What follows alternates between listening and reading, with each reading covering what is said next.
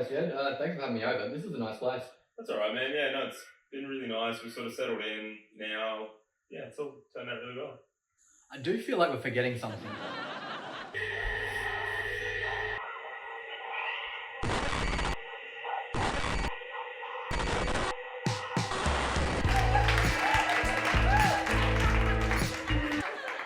Oh, fuck.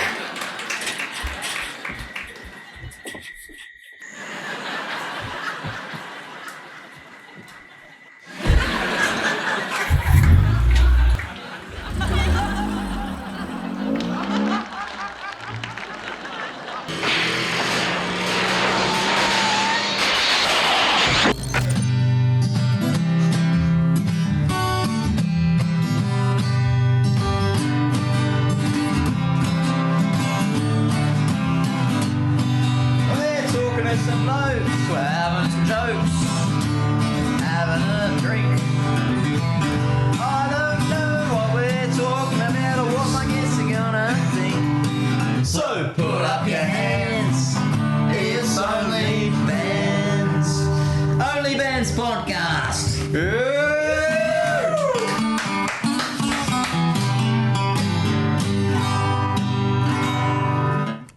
Alright, we have OnlyBands episode 10, Homer's Night Out. It's been quite a while since we've had a last one, our longest hiatus yet, and even longer than the hiatus that we had last time, actually.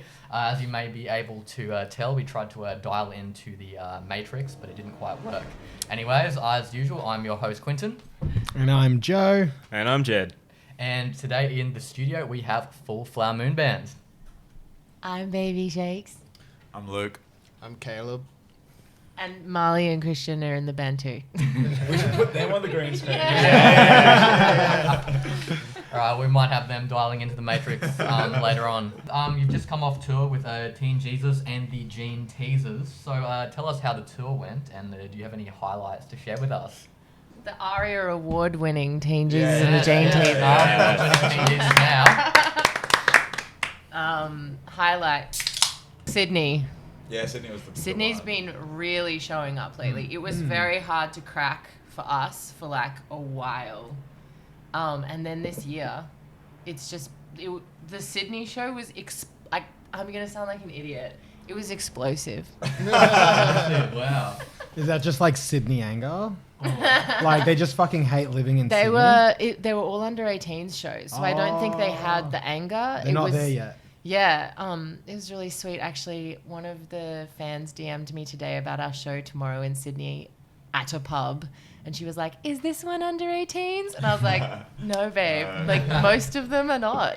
But yeah, highlights. Just playing to under 18s was so much fun. Because we don't get to do it much, you know? It's like an Yeah. expensive thing to do. What's an under 18 crowd like? I don't really know. Super keen. Yeah. It's just frothing. They were lining up from 11 a.m. Yeah. When was the gig?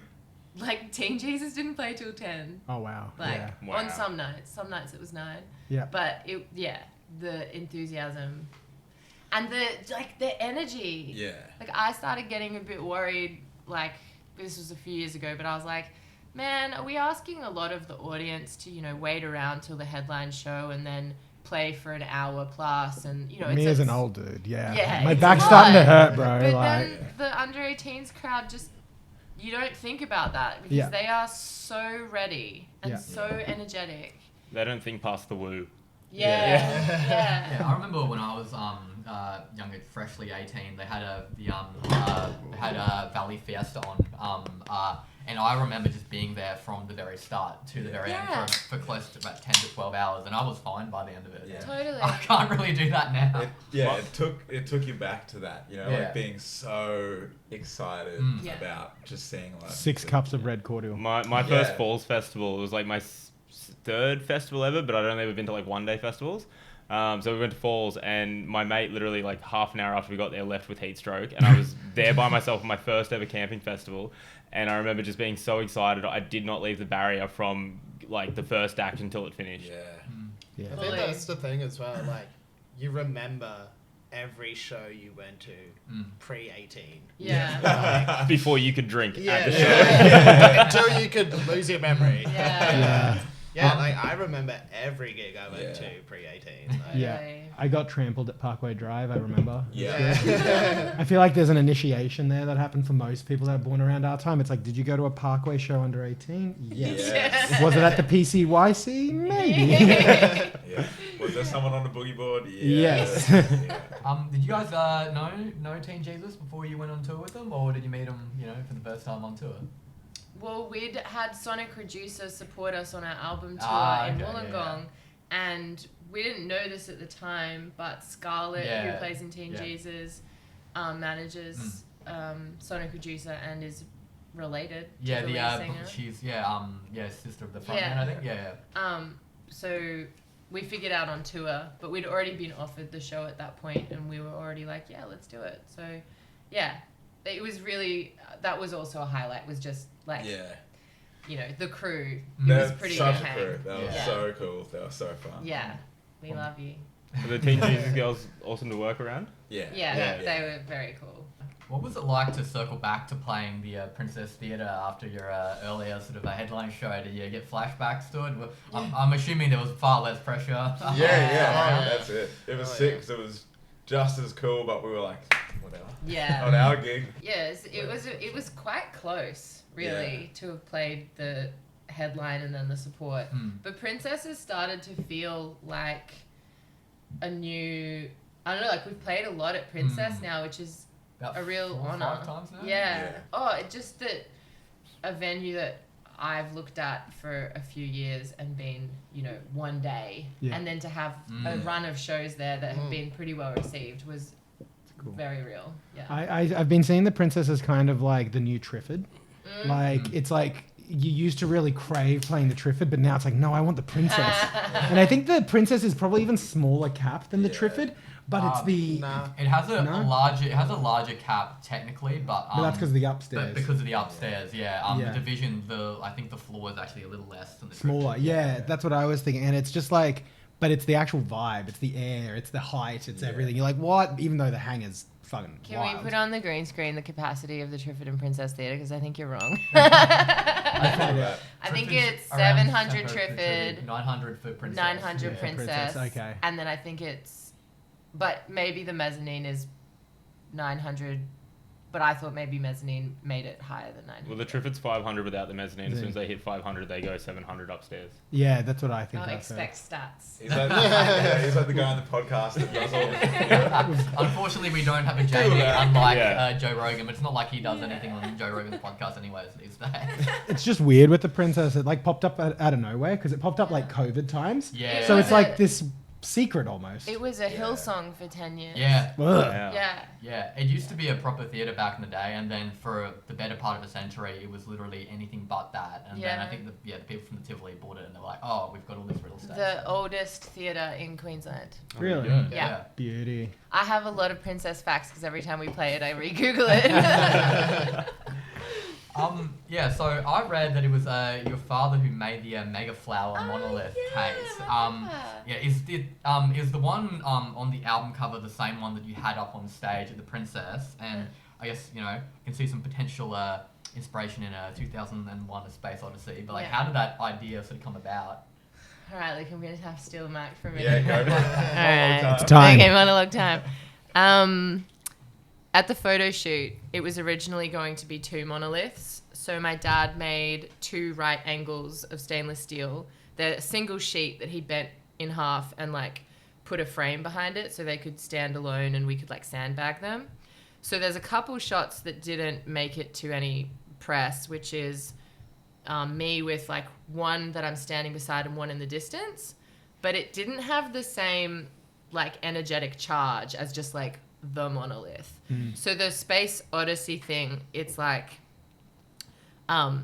aesthetically that is just always going to look really cool, and we weren't necessarily going for that. We were experimenting with lots of different things, but I mean it's iconic in Space Odyssey for a reason.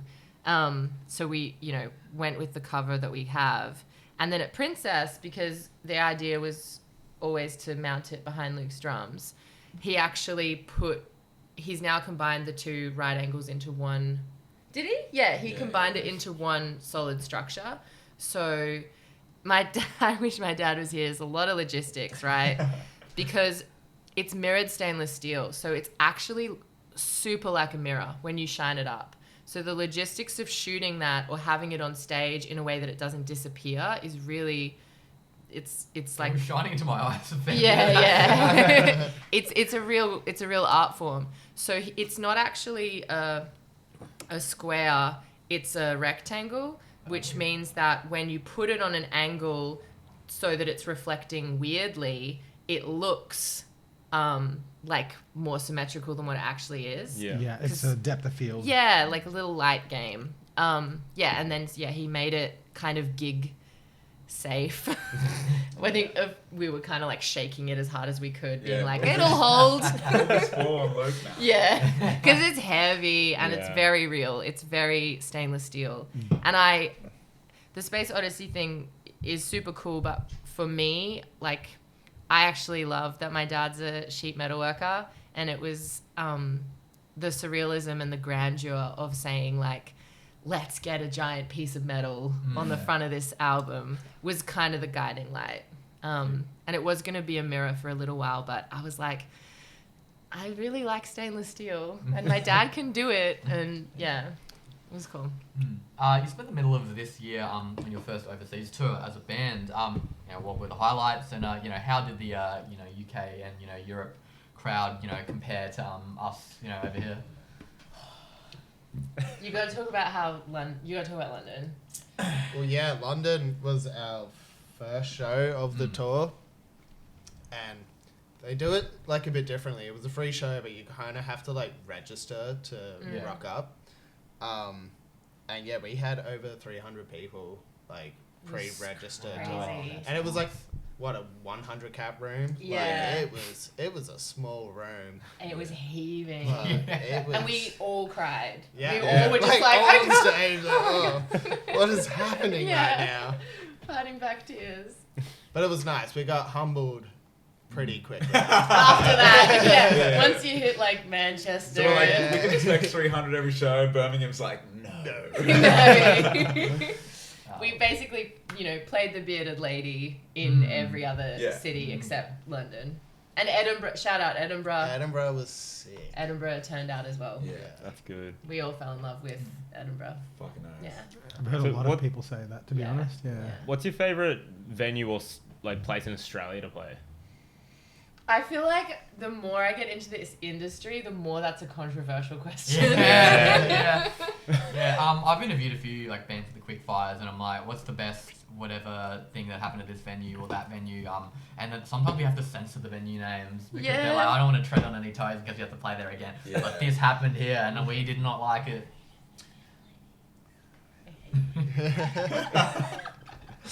After a group discussion, we've agreed the Bearded Lady in West End, Brisbane is the greatest venue.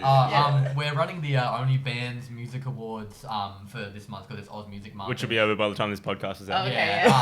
Stay tuned. But the Bearded Lady is currently the front runner, basically, for Totally. all the votes.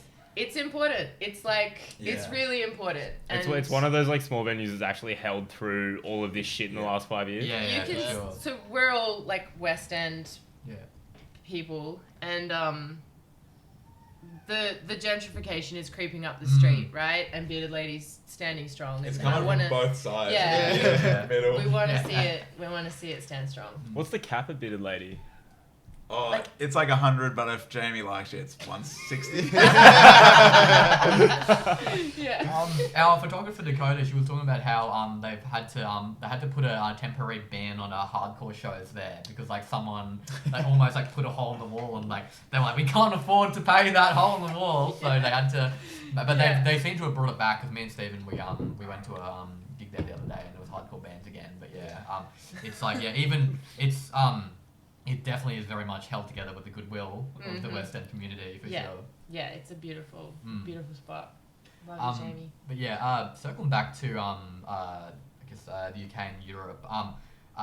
Did any of the crowd members mishear or like misinterpret any of your lyrics, considering they're from the other side of the world? Because this is something that I've spoken to a few bands about, and they mishear like our accent, and they think that like something's like you're singing about something from where they are, and then you're like, no, it's not. Well, it was weird singing New York to LA in like Europe. Yeah. Or the UK, sorry. Like the final line, if everyone buys a ticket, we can play the Tivoli. Yeah, like, yeah. I think, I just soldiered through lyric-wise and was like, at the end of the day, the riffs are carrying this music. show. Yeah. But we don't have anything that's like too colloquial to Australia. Yeah. But yeah, the Tivoli, they would have been like, totally, dude. Totally. I mean, there was a few friends at the London show, and I think they screamed the loudest when that line came, because they were like, "We know." When you finally play the Tivoli, will you change the lyric to "Everyone bought a ticket" and we play the Tivoli? When we finally play the Tivoli, I'm gonna be like, make such a big deal. Well, we have, haven't we? Yeah, we have, but when we headline, and everyone buys a ticket because we can play the Tivoli, then we'll probably rehearse it so it's like, Brisbane, I said Brisbane, it's all the same to me, and then we'll do a huge pause. Yeah. And you'll do a huge like if everyone. No, cause everyone bought a ticket. Oh yeah, okay. Cause everyone do go boom bought a ticket do go go. We could play. We did. Oh. We're playing. We the play. Tivoli. The Tivoli. But I'll do it normal so everyone can sing, and then the reprise. Of course. Yeah. Actually, in the UK. No, you'd have to start, I think, with the build. I think you want the build, and then you let everyone sing it after. Audiences are a bit dumb though. You can't go from everybody bought a ticket to nobody bought a ticket. I'll be trying to build, and they'll be like, "We can play the Tivoli." Like, I remember Pass the Parcel during the album parties. People were like, "Oh shit, what do I do?" And I'm like, "Have you forgotten? Playing Pass the Parcel when you were in grade school?" And I'm like, looking at the crowd, I was like, "Yeah, their memories have been damaged a bit." Yeah. So that's why Luke had to explain it every show. He was like, because we had the same moment. We were all like, "Wait." For the first show in Brisbane, we were like, "Wait, how do you do it again?" So diving a bit more into Megaflower, how was the songwriting process for Megaflower compared to Diesel Forever? Was it easier, or did you find yourself being like, I've already done that on Diesel Forever, better avoid that this time? The latter. Yeah. We didn't want to reach a plateau or a glass ceiling of our own making. So it was a band discussion of basically like, is everyone comfortable with pushing the boundary of the sound that we've like kind of solidified, and making sure that like we take risk. It's really easy, I think, particularly in rock, Australian rock, to just get a taste of an audience and be like, well, that's that. Yeah. And yeah, like it was an ongoing discussion throughout the whole record because it is so eclectic. Everyone like kind of shifting the atoms a bit and being like, oh, I'm gonna play like this for this song, like that for that song. And it was our way of saying like, you don't know me. Like, what's going on? Because we just didn't want the glass ceiling. Dialing a bit more into songwriting, your songs are very, I think, very strong on the storytelling, like a sort of cinematic sort of way. Where do you get your inspiration for your song? We meet some artists who are very internal. They write about their like personal problems.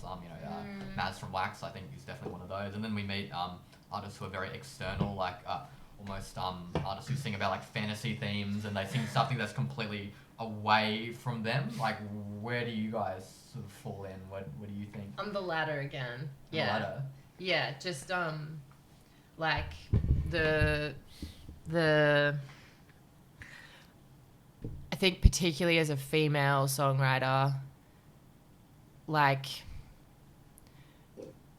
not wanting to, like I'm butting up against things a bit, and there's a plenty of love songs, so I really enjoy playing with things outside of myself and ideas that aren't, I'm not a I went through something and I need to sing about it kind of lyricist. And I like that about my writing, so I don't think it's going to go anywhere, it's something that I pride myself on is, these guys don't have to sit through like a personal drama. It's like, isn't this an interesting idea? I've always wondered that about some bands. Like, how does the band feel about the singer that's always just singing about themselves? I know, right? It's like the bands where people go to see them and then they could see the whole band in the crowd somewhere, but they only know who the singer is, even though you see them all on stage the whole time. I have a body of work that is that other thing. And I sneak them onto the end of records, right? So like Take Love from Diesel Forever, just sneaking it in there. I don't know, maybe a therapist would say it's like, hey, maybe you don't want to take up too much emotional space. Like, but I just get so much satisfaction out of like a narrative that no one else has done, I guess. Like, any song I think is an example of that where, yeah.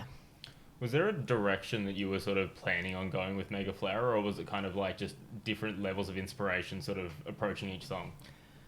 I remember we had a chat where it was no fillers. So there was plenty more songs that could have gone on this record, but we tried to pick the ones that felt like they were their own universe.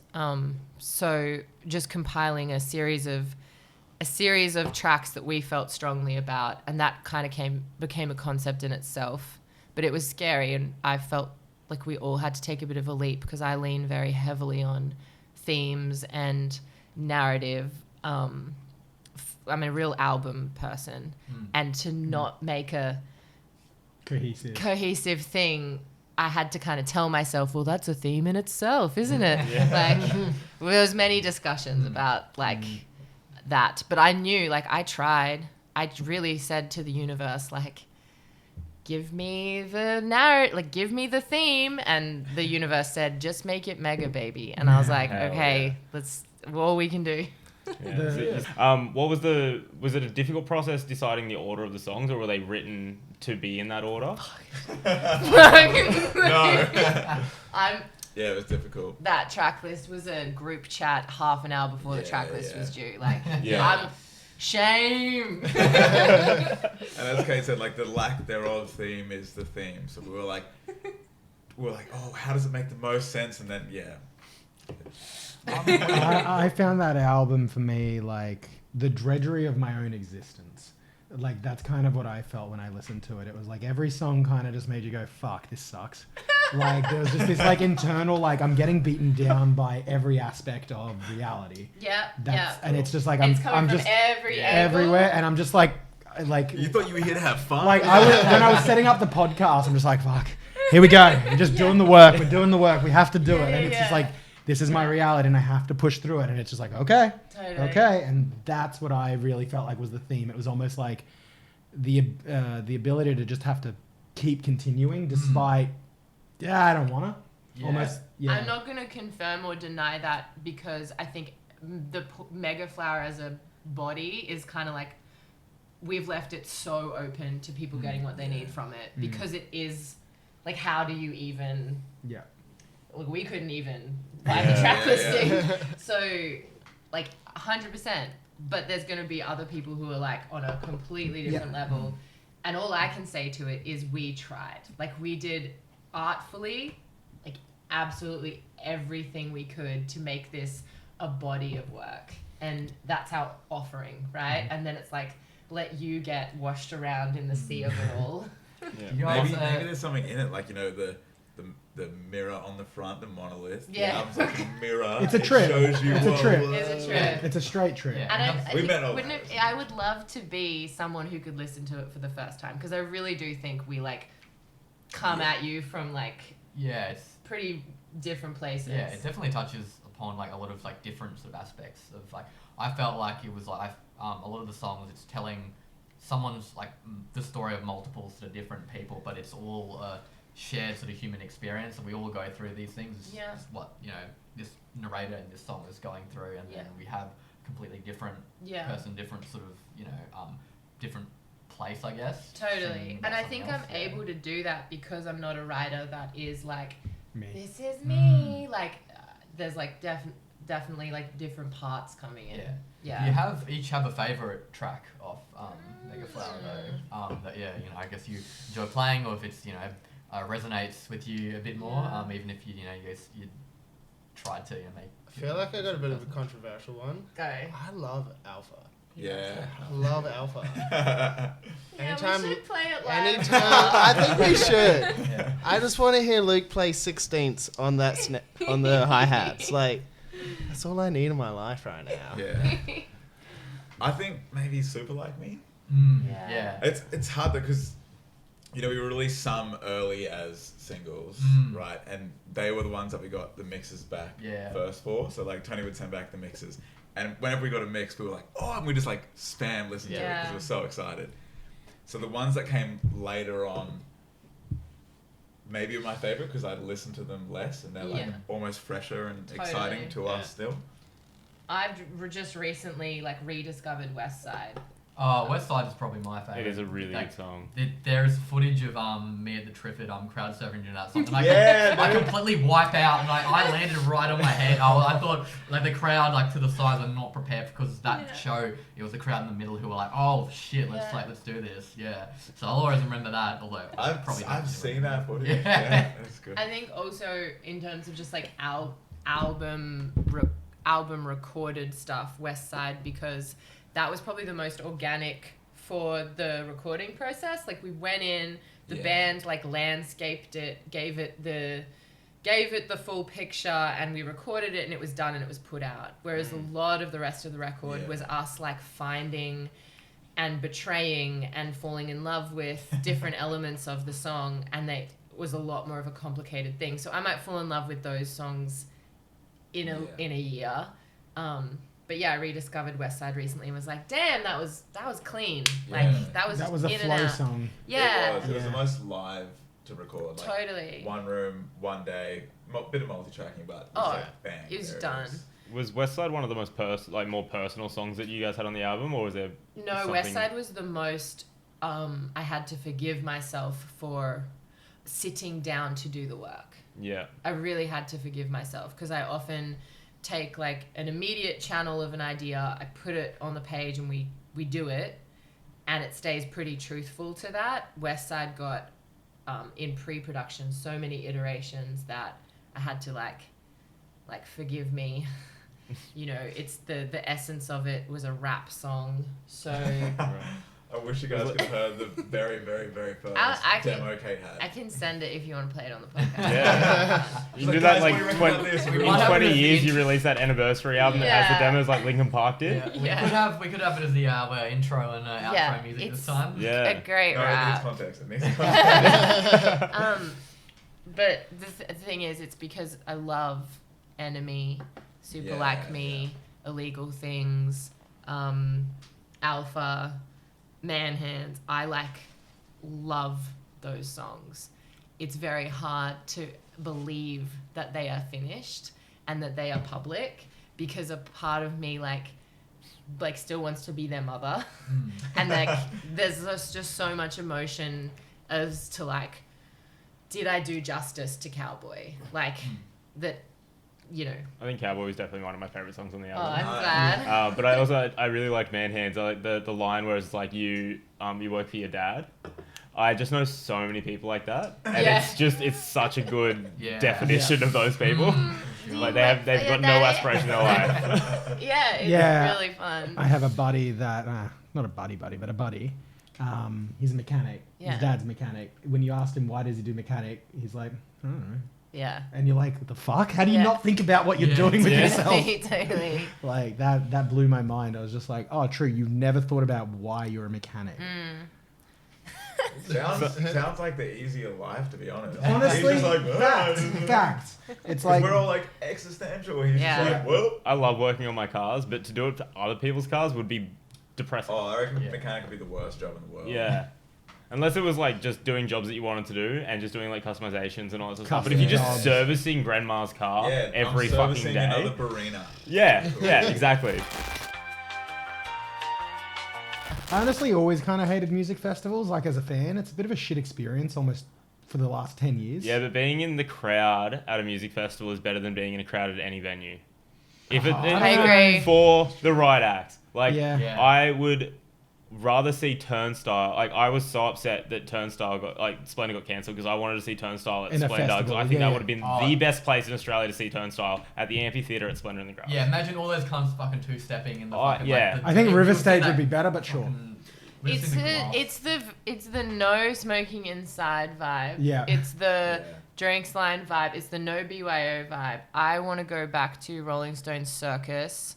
Festivals where you could attend that way, sure, but like most of the festivals now, it's like, here, pay me $12 for this like low strength beer. I know, but I want to go way back. Yeah, okay. Yeah, that's what I'm I saying. want to 10 go years way plus. back. Yeah. And I want to bring that into the Full Flower. Maybe you can help us do this. I want to bring it into the Full Flower vibe, which is I really want an art installation where you walk into the Princess Theatre and it's rolling hills. So it's AstroTurf, but something softer. It's Carpet. It's No, no, carpet. carpet. It's green carpet. I've got it. Shaggy rug. So you get the ply and build the base, and then you get that sponge stuff that you use at playgrounds, I know, and then put I the know. AstroTurf on top of that, so it's super spongy. I That's why know. you got the People job. need to frolic. Yeah. We build it up. We build the mounds, but then also we need the government to not pay attention for one night. you can get exemptions for things like that if it's a prop, as long as it just has to meet codes. And I know artists that can definitely do stuff like that. Can they exempt the smoking inside bit? Nope. No. Trust me, I figured that out. And we're back. We're back. All right. You can one, move it to one last question, I think, before the beer tasting. A lot of the acts, we know have known each other since childhood, but at least to my knowledge, Full Fun Moon Band began as a bit of a solo project. So how did you all sort of meet and become a band? How'd you become homies? And tree cutting. Well, we moved into the same house on the same day Yeah. Wow. and had never met each other. Yeah. And had the same birthday. And have Yeah. the same birthday, yes. Luke and I go the furthest back of the band. Back to Covent Grove. 2012. And I was dating someone that was living in the house with Luke. And just classic behavior. Just ended up being at the house a lot. Luke had a pet possum for a period of time, which I think is important to mention. Yeah. We'll get Why back into else that would more you- later. Gotta return is to this the the possum. that... God. Yeah. We'll get into it now. I've heard about this story. It was more Jack, JV Patterson. Yeah. It was more his possum. Yeah. And then there was one time we were all sat outside having beers and this classic outdoor table, with the green chairs. Yeah. And there's the fence next to it, and this possum ran up and just looked over at us, and we were all like, "Dude, it's God!" And it did and then like a little ringtail. Hey, thanks for everything, guys. Bye. Yeah. That's a true story. And that's one of my first memories of Luke. Yeah. Is there a possum song in the band, or No. there probably should be? Oh, I mean, I'm sure there was some terrible jams Yeah, definitely. in the day. I feel like we suggest to almost every band we have on this podcast that they should write a song about something they've said, and it's always like that, oh yeah, kind of thing. But if somebody ever does it one day, it's gonna. It was ours. It was Yeah, ours. yeah. We take full credit and none of the glory. No, it's a share split. Come on. There's probably going to be a song on the third Chats album that ends up. Yeah, being I like can't believe I that. went on the OnlyBands Dagwood Dog podcast. song? I heard you guys talking about the Dagwood Dog song with the Yeah. jazz. Oh, yeah. I don't remember. Because we were chucking around a few ideas during that cast, and eventually they ended up coming up with the OnlyBands theme. I think after we'd finished Yeah. that It was was Eamon talking about wanting to write a song about Dagwood dogs. Yeah. But he was like, it's too on the nose to totally just say I'm eating a Dagwood dog. So he's like, I'm going to use this really astute metaphor where I'm taking the dog for a walk, but it's just him walking around eating a Dagwood dog. Yeah. Yeah, so going back to Megaflower, my first thought when I first heard the first song was, have you guys ever thought about doing synchronized licensing, where you're using your music for setting a theme into movies and films and stuff like that? Because I feel like every song on that album, the first time I heard it, I was like, it really sort of tells a story, fits a vibe, and it would work well in that sense.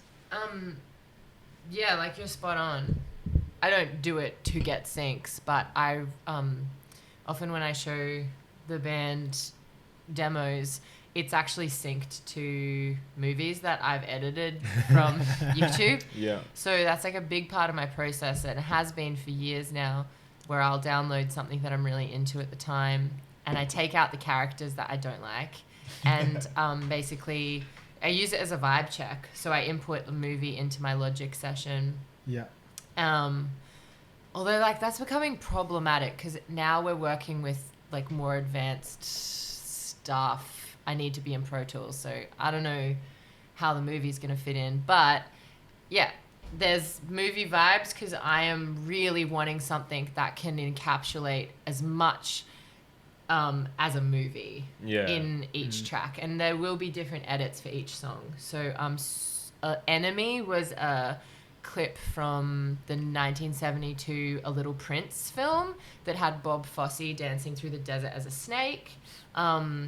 It's an incredible, it's on, and the crazy bit is, I don't know how, but there's just so many good scenes on YouTube, and you literally just need 4K YouTube downloader, you're good. I don't know how they don't get taken down from copyright, but They normally flip the video. Yeah. Or they crop it or whatever. Yeah. I've got, like, I actually just cleaned out my hard drives this week because there was just getting so many gigs of YouTube clips that I've taken. Yeah, a lot of people walking in slow motion, a lot of explosions, a lot of that. Yeah. I chasing. feel like you should create a new YouTube channel and actually publish those, like as a secret demos or something. 'Cause that'd be so sick to see if you've edited it and like that's your demo, man. Yeah. I would be about that. Yeah, totally. I think the funny bit about the movies is I do it for me, and so often there'll be like little gaps of like well, I don't know what they call it, but like black screen for 4 seconds or something because I couldn't find something that felt right. And I always tell myself, oh, I'll upload them, but I'm already moving on to the next song and the next movie, and I don't want to be that person who puts up a clip with like 5 seconds of black. But you know, yeah, it's a really enjoyable part of the process is cinema. What clip did you use for Cowboy? Dazed and Confused made it in. Yeah, there was a fair bit of that, and also I didn't put it in the official video, but the official video that only I have access to. It's officially yours. Yeah, the official video. That's how seriously I take it. There was this really great clip that I found. I just got obsessed with this line dancing crew in Texas.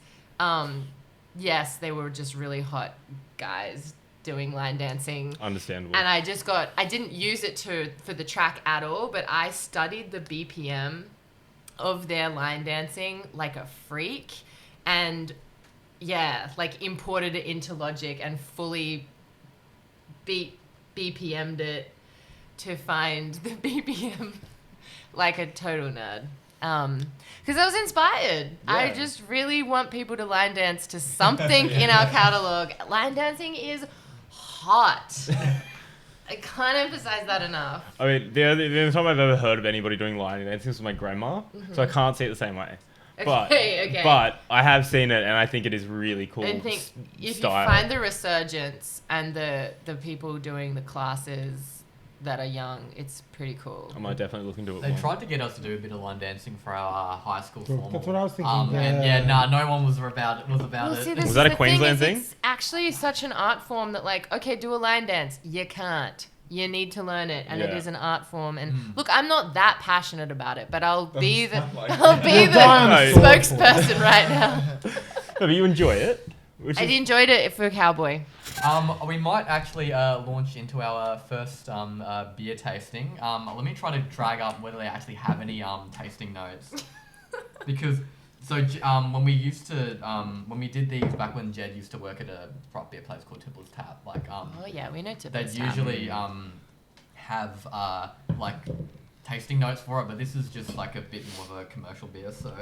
I do. So while Quintin's looking that up, I'll just kind of read the can. It says, when the dust settles, take a moment to honor the legacy and the Monstera with smooth, crisp refreshment. Monstera Aquana. I should have read the name of this before I started reading this.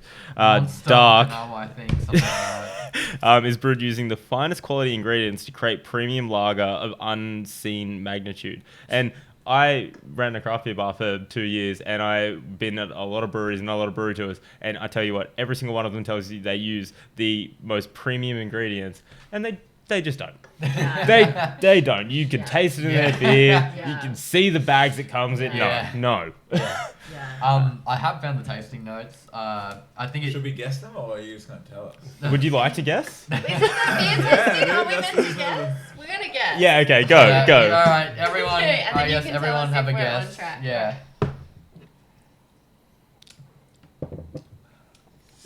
I just want to quickly mention this is a dark lager, one of these Japanese things that want to try and be like what are those? Okay, it's air. Whoa! Got to damn. airrate the Decanting beer. it. Yeah, guys. Come What on. was those lemon ones that everyone was drinking before Solo came out? Yeah, the 196s. Yeah, the 196 is like these guys came out and just copied that straight up and then just. All right. Well, brought before I random- read out the tasting notes, what does everyone think about this one? Because they're usually just a I think- normal Japanese lager. I think they're going to say honeydew and caramel. Wow. Interesting. It's very heavy on the malt, that's for sure. Yes. Which is common in dark lagers, but Yeah. more so than normal, I would say. But yeah, it's definitely got that sort of like chocolate and coffee sort of taste, like you do get in a lot of your darker ales and dark lagers and stuff like that. But it kind of gives me stout vibes in a lager. It's like the cleanest stout Yeah. I've ever had in my life, which is awesome. Getting plum. Oh, yeah. Yeah, Just a bit actually. of plum, bit of coffee, a little bit of chocolate. But I feel like the plum is quite prominent. All right, so Monster Dark describes it as delivering a harmonious blend of balanced malty richness with a touch of hops, inspired by the You said malt. semi-tropical climate of its origin. Monster Dark boasts a complex yet subdued hop character with notes of nuttiness, mild sweetness, and soft floral hop flavors. The delicate balance of rich, light, and roasted malts create an unexpected, refreshing, and crisp aftertaste. They didn't name any fruits. That is No, a- they didn't. Yeah, exactly. Yeah. Also, how many times can you add malt, Malt. to your Yeah. description? Say malt one more time, motherfucker. Yeah. It's funny because I was actually going to say that. Yeah. I Exactly. will Like say verbatim? it's delicious. I think the That's what it coffee is. you Yeah. guys said is probably the nuttiness, Yeah. right? Like Yeah. if you're thinking coffee, think nuttiness. It's probably similar. It's actually really like But it. also plum. Yeah, no, I am definitely And getting the plum. honeydew, Yeah, of course. I like it. I like it. No, but the fun thing about craft, well, not fun thing. The thing about craft beer is when you're explaining it, all you have to be is creative in how you say it. Because I used to have to deal with like the typical craft beer dudes that just have their beards and they literally know nothing about craft beer, but they're really Lauren. snobby about it. And they always ask so many questions. And I found after so long of trying to describe them to them properly, that if you just say, oh, it's really well balanced and it's blended like you wouldn't believe. I used to get people that come in and you could just tell they're assholes. And they'd be like, oh, they'd start asking stupid questions. And they'd be like, oh, what would you recommend? And I was like, oh, this one, my worst beer. I wouldn't tell them it's the worst beer, but I would just be like, oh, all of this sort of shit. And then they'd drink it and be like, oh, that's great. And I was like, it's not. You're so full of shit. You just think because I talked it up as a really good beer, you were just like, well. Placebo effect in action. is that But a they're the testament secret to- words, blended and balanced. You throw that into any craft beer description and people are like, oh, yeah. Well, is that a testament to them being dumb or a testament to the fact that craft beer is shit? Well, craft And beer. no one likes any of it until they're told that it's good. The Well, only good ones are sours. yeah, I love a good sour. But no, there is so many good craft beers, but unfortunately, there's so many more. It's like country music. The country music is the biggest genre of music in the world. It's the most popular genre of music in the world, and it's because there's so much of it. But everybody hates country music because there's all you hear is all the crap. It's like, it might only be 5% of country music that's amazing, but it's still more good music than most other genres. And it's the same with craft beers. There's so much shit out there. You got to find the needle in a haystack. There are really good ones out there. Isn't the only thing that defines a craft beer the fact that it's not one of the big three? Basically, like I mean, universal that's how they beer. I think that's how they sort of define it now, because Yeah. it's a lot of craft beer now is so generically brewed. Like look at Stone and Wood, they still call that a craft beer, but it's not. There's no craft put into that at all. Just I think blown our chances of a Stone and Wood sponsorship. I think the craft beer is like you're a smaller company than the bigger So boys. I think of it like labels. I think of it as like you've got your 4X, Yeah. not a craft beer. Nah. You've got your VB. Or is it Sony? Not VB's Universal. What's the other one? Yeah. Well, I think about like Like a Great Heineken Northern and or something, Asahi. yeah. Those are your Yeah, big those are, brewers.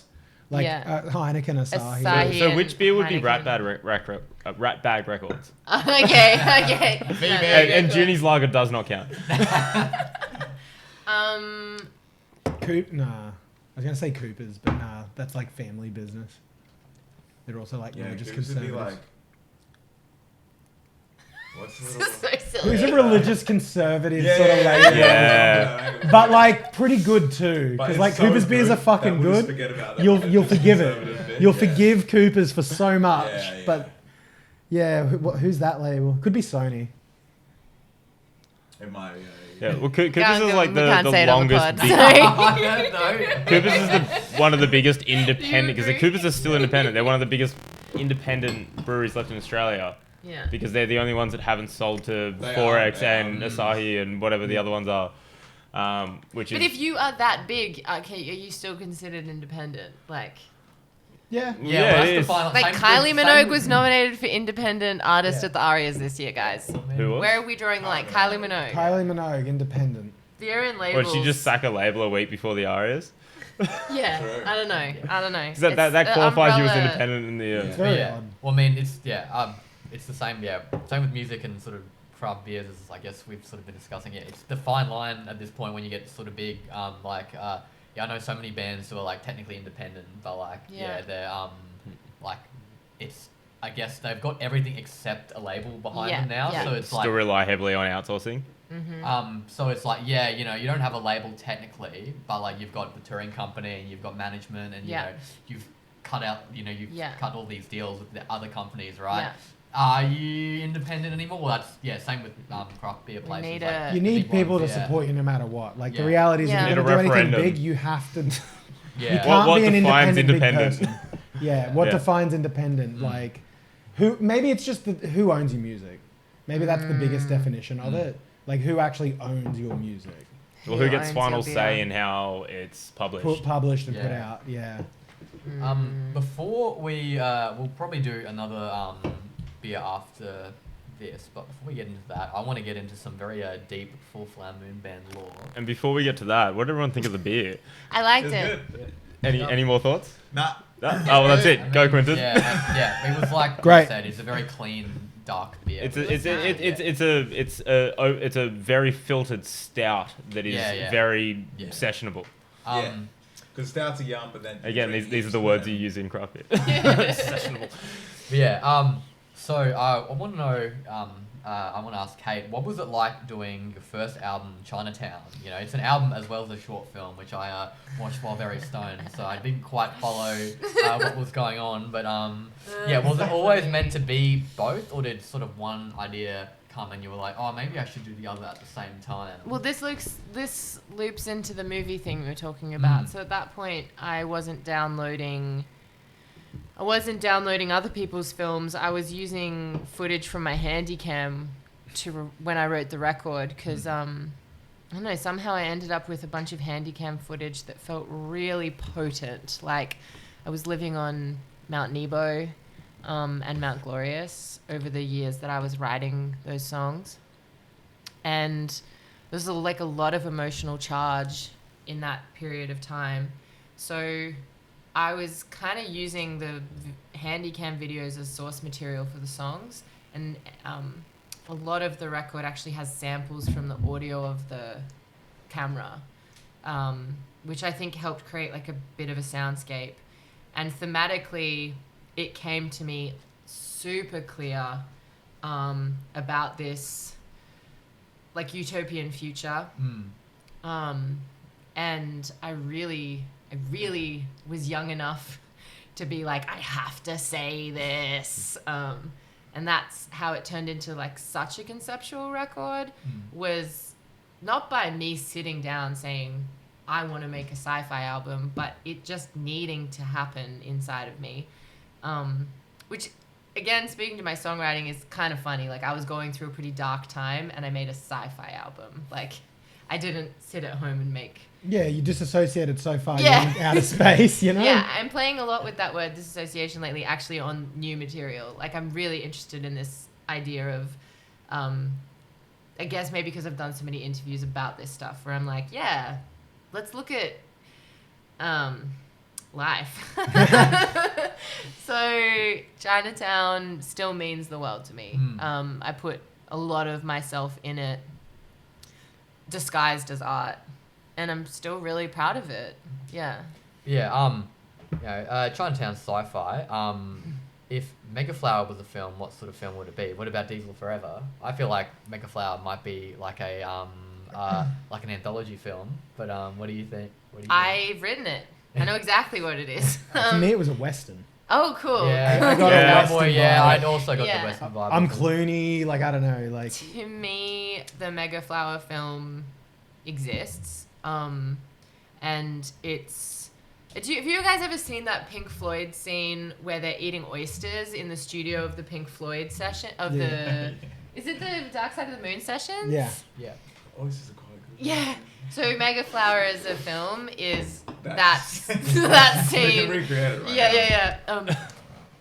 These oysters are quite good, aren't they? Yeah, oysters are pretty good this time of year, yeah. You don't mind the oysters, do you? Can you get me a slice of pie? Especially this time of year, the oysters. Oysters are great this time of year, yeah. Huge fans. I love it. It's that, but I've like written it out into a real full flower moment that I will film like 100%. Because it's rare that an art piece like lands on you, and whilst Megaflower as a record itself felt like we were finding it in making it, in some ways this film was like the truest part of it, and that is a very surreal, very meta film within a recording studio where we're playing with that oyster skit, basically. Do we look at doing some crowdfunding, or maybe even looking at getting some sort of like government funding, Yeah. and just doing I mean, oysters are expensive these but days. just throw a big festival that's like the Full Flower Festival, and all of the funding goes to making the film. Yeah, I mean, look, we're Megaflower. looking at 10K. That's all I need. Let's That's go. all you need? We can Yeah. do that. We can do 10K, that. 10K is easy. No, 10K is Crowdfund easy. this, yeah, it's It's getting grant. Is just it? Have you guys got 10k? Yeah. I can generate 10K pretty quickly. Yeah. Let's go. 10K and some favors. We can get some sponsors on board. Yeah. Yeah. Sell But out a little also, bit, but see, we got to this figure is- out how we like sell the sellout, you know? No, so you only sponsors you want is independent companies. So then Yeah. it's still you're 500 keeping the bucks vibe. each, you know? Yeah. And you get like 10 seconds within and Yeah. it's showing the support. Yeah. So that- and Community. That's, Community brands. that's the thing about the Chinatown movie is I honestly thought I was filming a blockbuster movie. Yeah. Like, when you're really new to it and you're really little, and I was like full conviction, who's going to have the producer credits? Who's going to have the director credits? Like, because it's obviously going to be a feature film. Of course. This is important. And now, it sits on YouTube and it's the time. It's Quintin, sorry, dude. Yeah. and it is, I think even if you weren't stoned, honestly. Yeah, that wouldn't have made any difference. And Luke's in it, that's one of our kind of public debuts is that Yeah, film. yeah. Yeah. I haven't seen it. I'm gonna have Yeah. to. Yeah. It Please sounds be great. stoned. That's, Please I'm be always stoned. stoned. don't worry. Yeah, well, I mean, what's Minimum 10 I mean, milligrams there's this- all the time. There's this scene at the end where I'm meant to it's a full moment and I am blossoming as this hero's journey, which I'm still obsessed with, the hero's journey.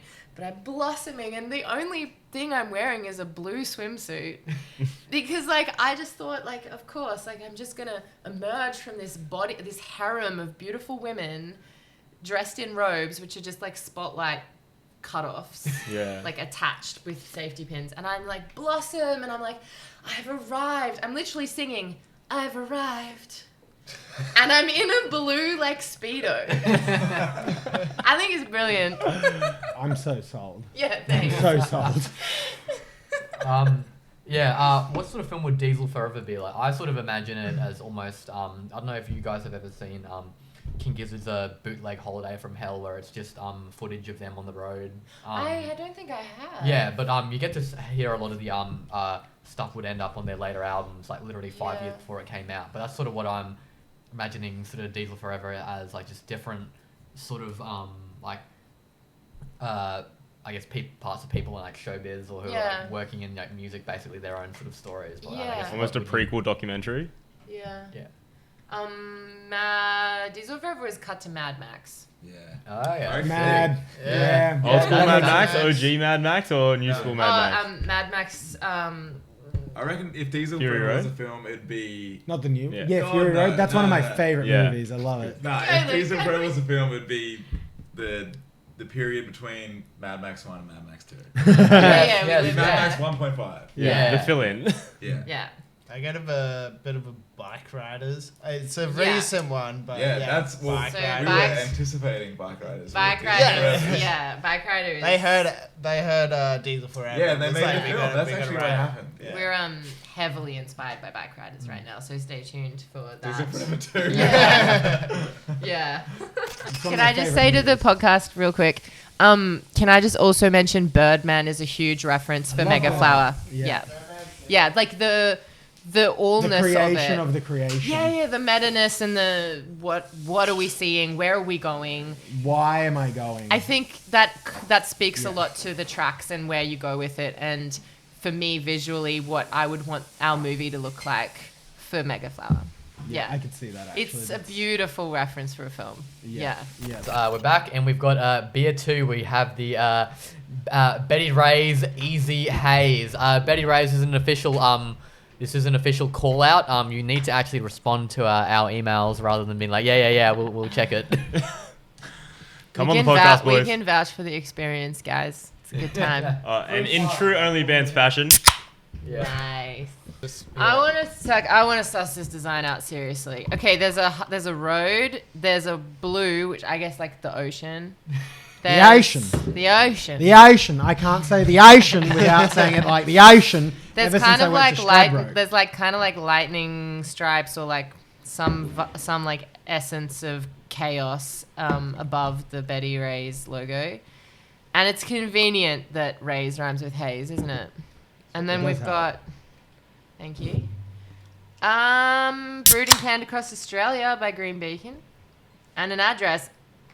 It's very mysterious. Beer mysterious. That's all it is. Yeah. There's not a lot I could find on the glorious internet about when it. We did our Full Flower Moon beer with Mountain Goat, we went for a black can, and it was kind of controversial because that's meant to be reserved for the stouts. Yeah. But it was a IPA. I think it was a hazy pale ale as well. Oh, it was a hazy pale ale. But I thought it was cool. All right. Cheers. Cheers. Oh, there's a cable there. Cheers. I mean, I've had it before. It's as drinkable as last time. I think it's fruity. It is very fruity. It's very clean as well. It is nice. It's very sessionable. No one ever talks about bubble ratio. The fizz. The fizz. No, there's a whole category in beer. Oh, they do? Yeah. Okay. They have a bitterness index on every single beer. It has a BSI, I think it is. And it'll tell you the bitterness score of the beer. No. Bubbles. Yeah, no. Is that bitter? No. So I was saying that it's something similar. There is a scale of it. Just the bitterness thing is more when they thing. rank it. But they do talk about it because it comes down to like mouthfeel and the. Tell me about that mouthfeel, baby. It's always about that mouthfeel, baby.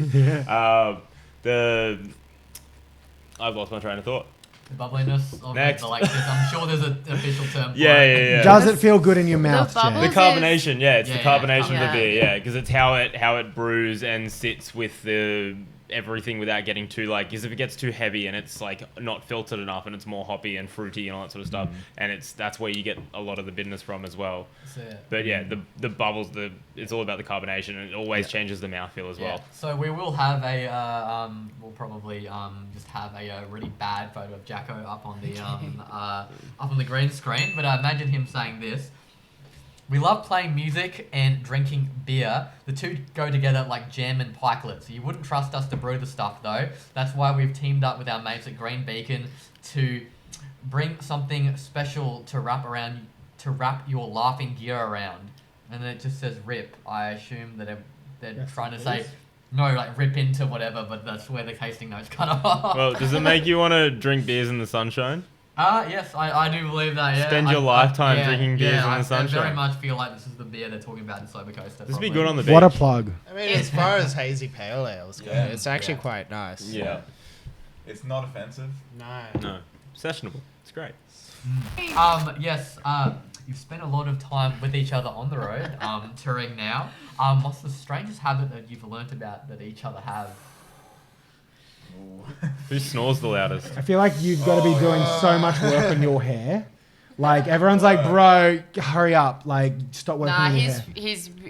It's never been an inconvenience. I'll make it clear. It's always worth it. Yeah, It's never. There's no work. There's no work. It's It just just comes natural, like that. baby. That's phenomenal. Yeah, no. That's we know. phenomenal. Congratulations. That's truly, like, how do you come out styled? Like, It's part of the magic, man. It's an art. Our photographer Dakota gets her haircut same hairdresser you get. apparently. Shout out Scrappy Hair. Shout out Scrappy Hair. Yeah. I Yeah, need to and he trim. cuts my hair, and that's all I do. Yeah. Yeah.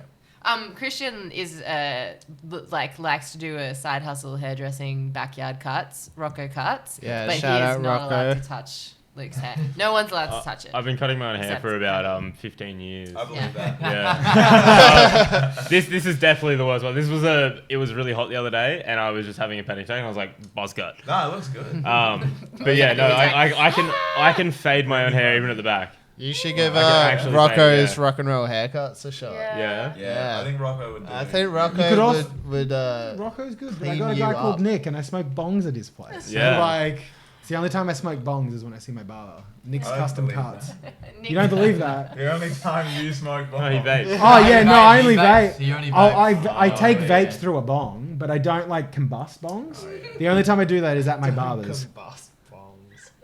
Well, He's yeah, the THC king. Yeah. but the canna barber. Shout out Nick. Like, he's good. He does I'm gonna shout out Ryan Poole. Who, Yeah, everyone has to shout out their hairdresser now. Yeah, who Oh yeah, you're. I want on to shout there. out Jed Yeah. Layla, Didn't my he win an hairdresser. award? Yes, he. He's Yeah. bubba won an Yeah. award. Like, Yeah, we've I all go got to, great barbers There's a here. place called Esquire Male Grooming, and they win the barber awards every year, basically in some form or another. Wow. I think they do these like hair modeling shoots because my hair's usually a lot longer. I've gotten it cut because He had a mullet, so yeah, I started at a new fucking corporate job, so I was like, shit, I should probably get a haircut. But usually my hair's a lot longer, and I get my hair cut through Can we- these barber shoots. Overlaid the Crosby, Stills, Nash and Young song Almost Cut My Hair. But yeah, returning to the question though, Yeah. what is the No, we thought we strangest habit? dodged it. We were doing so good, guys. The elephant in the room is Christian, who is unfortunately not with us. Of course, you pick on the people that aren't here. He's still alive, but he's not here tonight. Has a bit of a sleep. He's super heavy sleep. I saw the video where you were trying to get in, and he literally didn't. No, get that in was again. Tyson. That was a different Oh guy. yeah. We got a lot of sleep things going Christian, on. I mean- Christian's very active in his sleep. The yeah. the heaviest sleeper is definitely Luke. Yeah, I go to sleep and I stay asleep. Bit of context. No. Yeah, no, we're going there. We're going We there. can edit it in post. How did it go from Christian to me, dude? Well, you're trying to, he's not here. He can't defend But himself. no, to be right? honest though, on the street, the crew knows everything. But what they don't know is that Christian is a very methodical packer.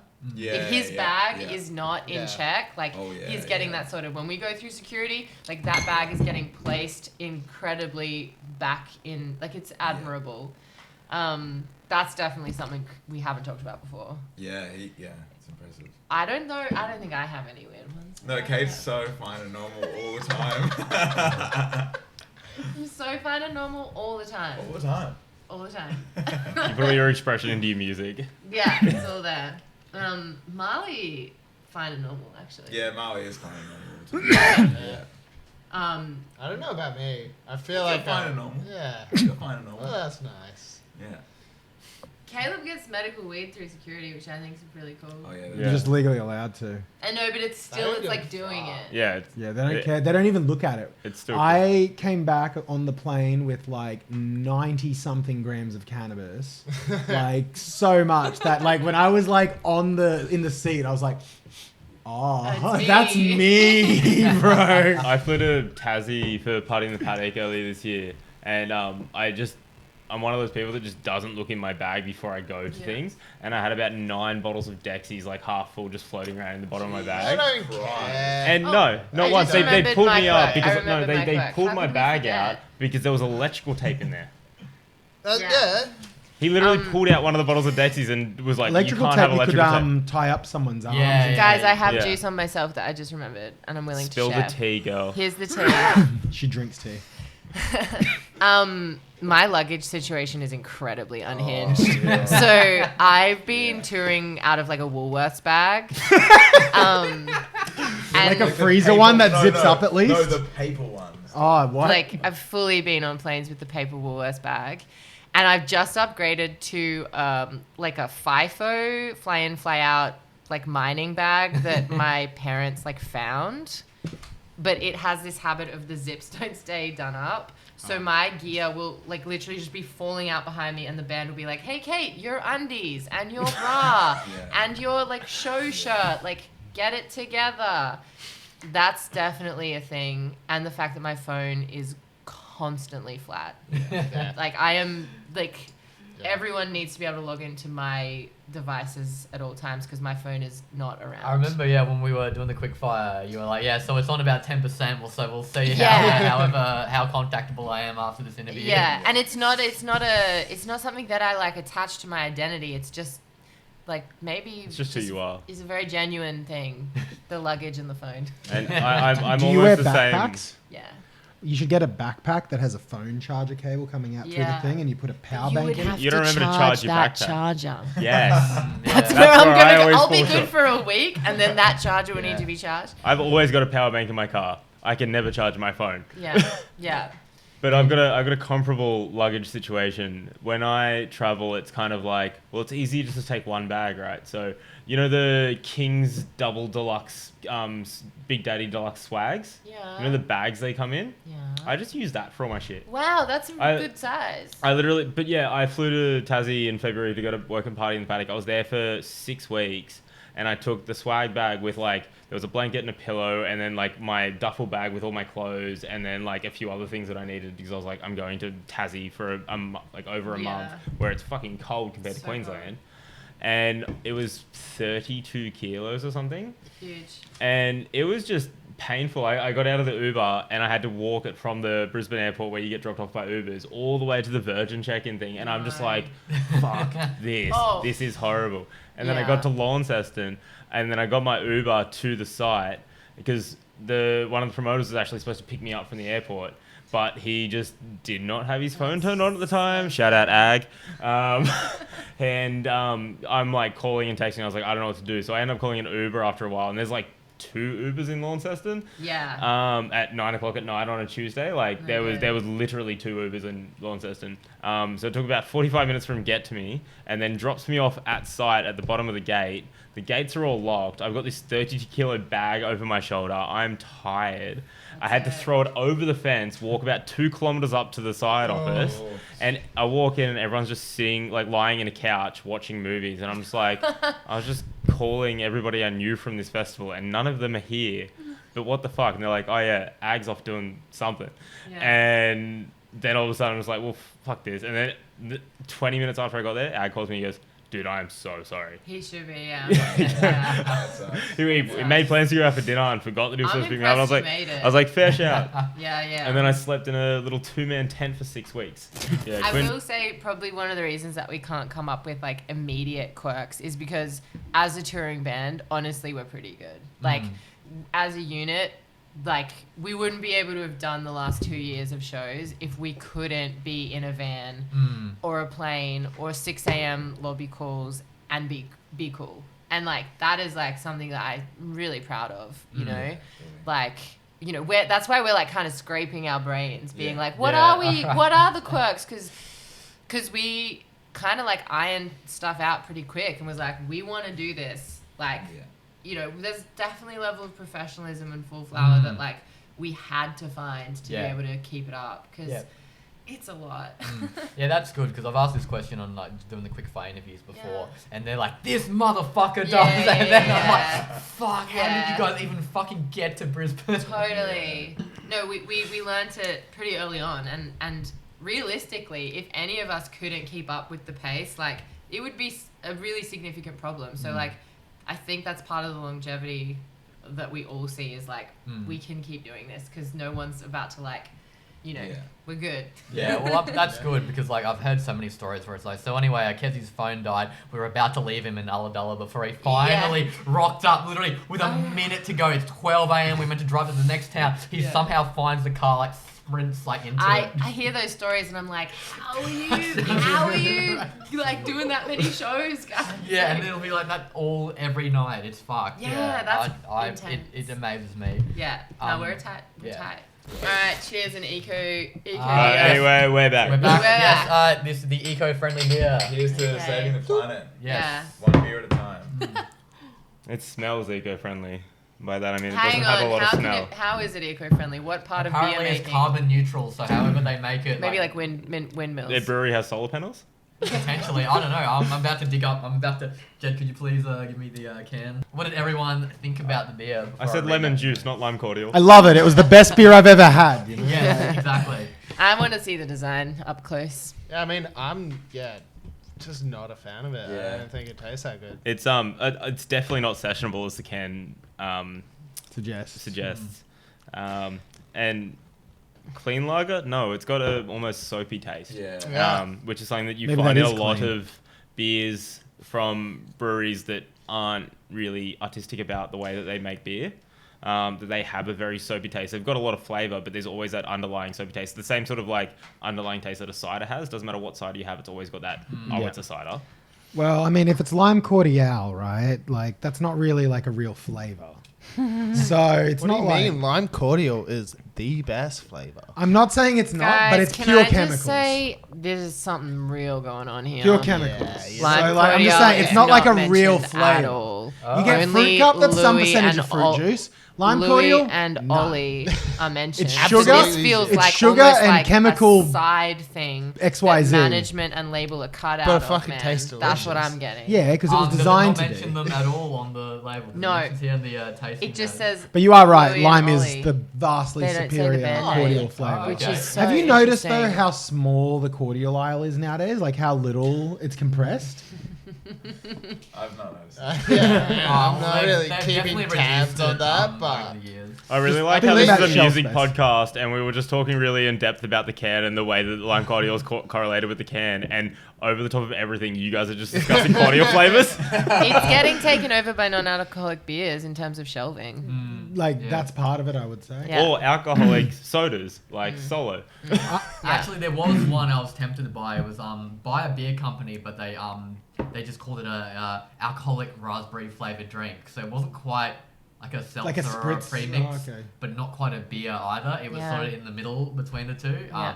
It was strange. We might we might buy that another time. Anyways, this, the notes. Oh, yeah. Apparently, what is it? It's called the clean lager brewing. Yeah, lager brewing. Apparently, it's surfer speak for late Arvo glass off. This crisp, refreshing lager is perfect for enjoying after a session on the water. A collab with Louis and Ollie Lemback, the brothers behind the alt/indie band Lime Cordial. See, that's what I mean. They're not. It's not a lime cordial beer. It's their thing. Yeah. Largo celebrates bringing people together through music, beers, and giving a damn about the planet. Largo is carbon neutral, so you can enjoy a cold one without contributing to global warming. They're definitely doing the eco thing because their merch was a really big deal this year. They've been bringing secondhand tees to shows and screen printing them on site. Back that. I know they definitely surf because I saw it in their NIB bank ad. Are you sure it wasn't just a green screen? Play Yeah. It says to expect slight malt on the palate with a touch of hoppy citrus and pine spice with a super refreshing finish. I think it sort of just tastes like a watery beer. Well, I was definitely expecting more citrus, and I'm not getting any citrus. I'm not really tasting too much, to be honest. They actively didn't do something limey, did they? Lime doesn't define us. Yeah, that's like us. We're like, flowers don't define us. Yeah, true. Yeah, so drinkable, but nothing amazing. And I think with that, you can just hear the sound of our chances of ever getting lime cordial on this podcast. Falling off a cliff. Anyway, yes, footage of car falling off cliff from old 70s film on the green screen. Yeah. I've got 2 more questions, I think, before we enter the last segment, which will be part 4.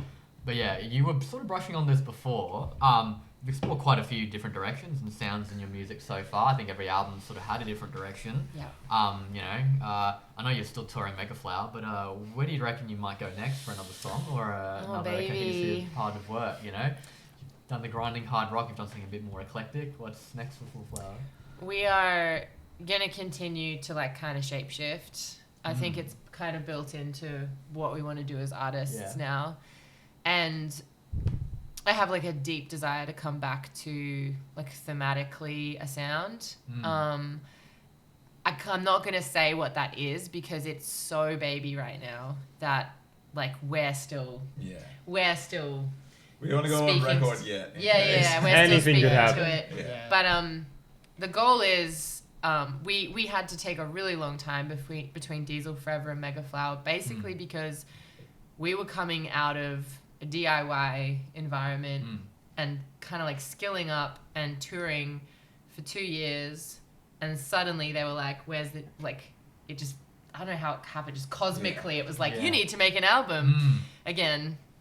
We're not gonna let that happen again. So the idea is to be pretty consistent from this point with what we're putting out, and I like to think that Full Flower appreciators are kind of like there for the ride to let us take them where they want to go.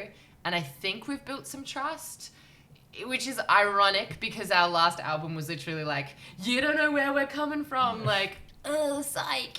But I think within that, we've almost I hope we've established a conversation with a fan base that like gets it. Yeah. That it's not so much about a scene, but about like, I don't know, just art.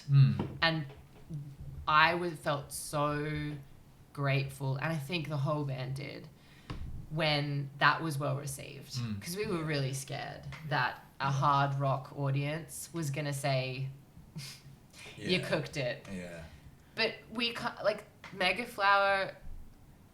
You know, really grateful that people understood that it's okay not to be one thing. Yeah.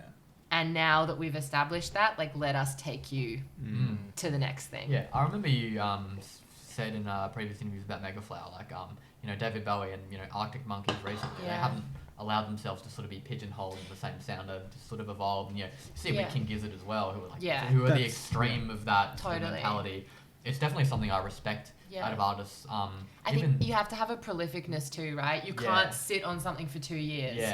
You have to be like, here it is, like, quite frequently, because as an artist, you got to churn through the ideas, and you've got to become comfortable with the idea that some of them aren't going to hit. Yeah. So, like, I think we're all gearing up for basically, like, a pretty active chapter in terms of studio time.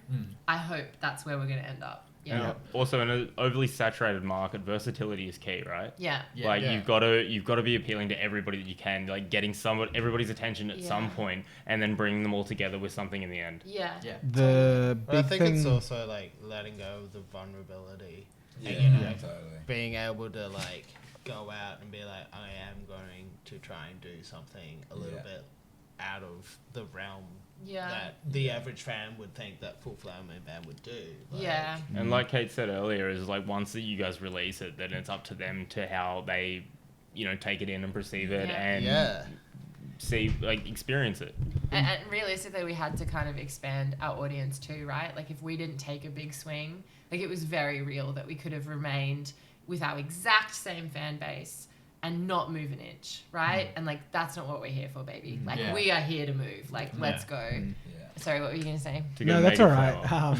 Yeah. My kind of thoughts around it is there's a bit of a difference between musicianship and artistship, and I think you guys really go heavy on the artistry. Yeah. Where most bands, I think, are more relying on, no, we're playing music together, where you're like, no, we're trying to create this art idea. And that's not to dismiss a lot of bands or anything like that. I think it's just there's two different approaches from that. Totally. And the difference in changing up sound, I think the biggest acts in the world right now are people that are constantly changing the sound because the sound is constantly changing. Yeah. Like we went into that like weird meta 80s and 90s, like where everyone's trying to take from the past and put it into this like modern twist. It's like everything's playing to nostalgia now. So to me, if you're looking at like how that success is driven, it's like, well, maybe it is that TikTok song, like that brings in that audience. But the other thing that I would say where I see musicianship or like artists and bands really forming is learning how to build a community around them. Yes, right? exactly. And that's what you guys have picked up on. And I think most good musicians understand it's like if you can penetrate into a community of people, make them feel supported and loved, and have that identified thing. And I think you guys are doing it with the artistry side. Thank you. Right? Yeah. So it like, Yeah. you get the weirdos come in. Yeah. You know, like Yeah. to me, you guys aren't a punk band, but you attract a weirdo crowd, which is what that kind of comes from. It's Absolutely. just all encompassing. I really appreciate you saying that. It means a lot, you know. Yeah. Everyone's welcome. Welcome on the journey.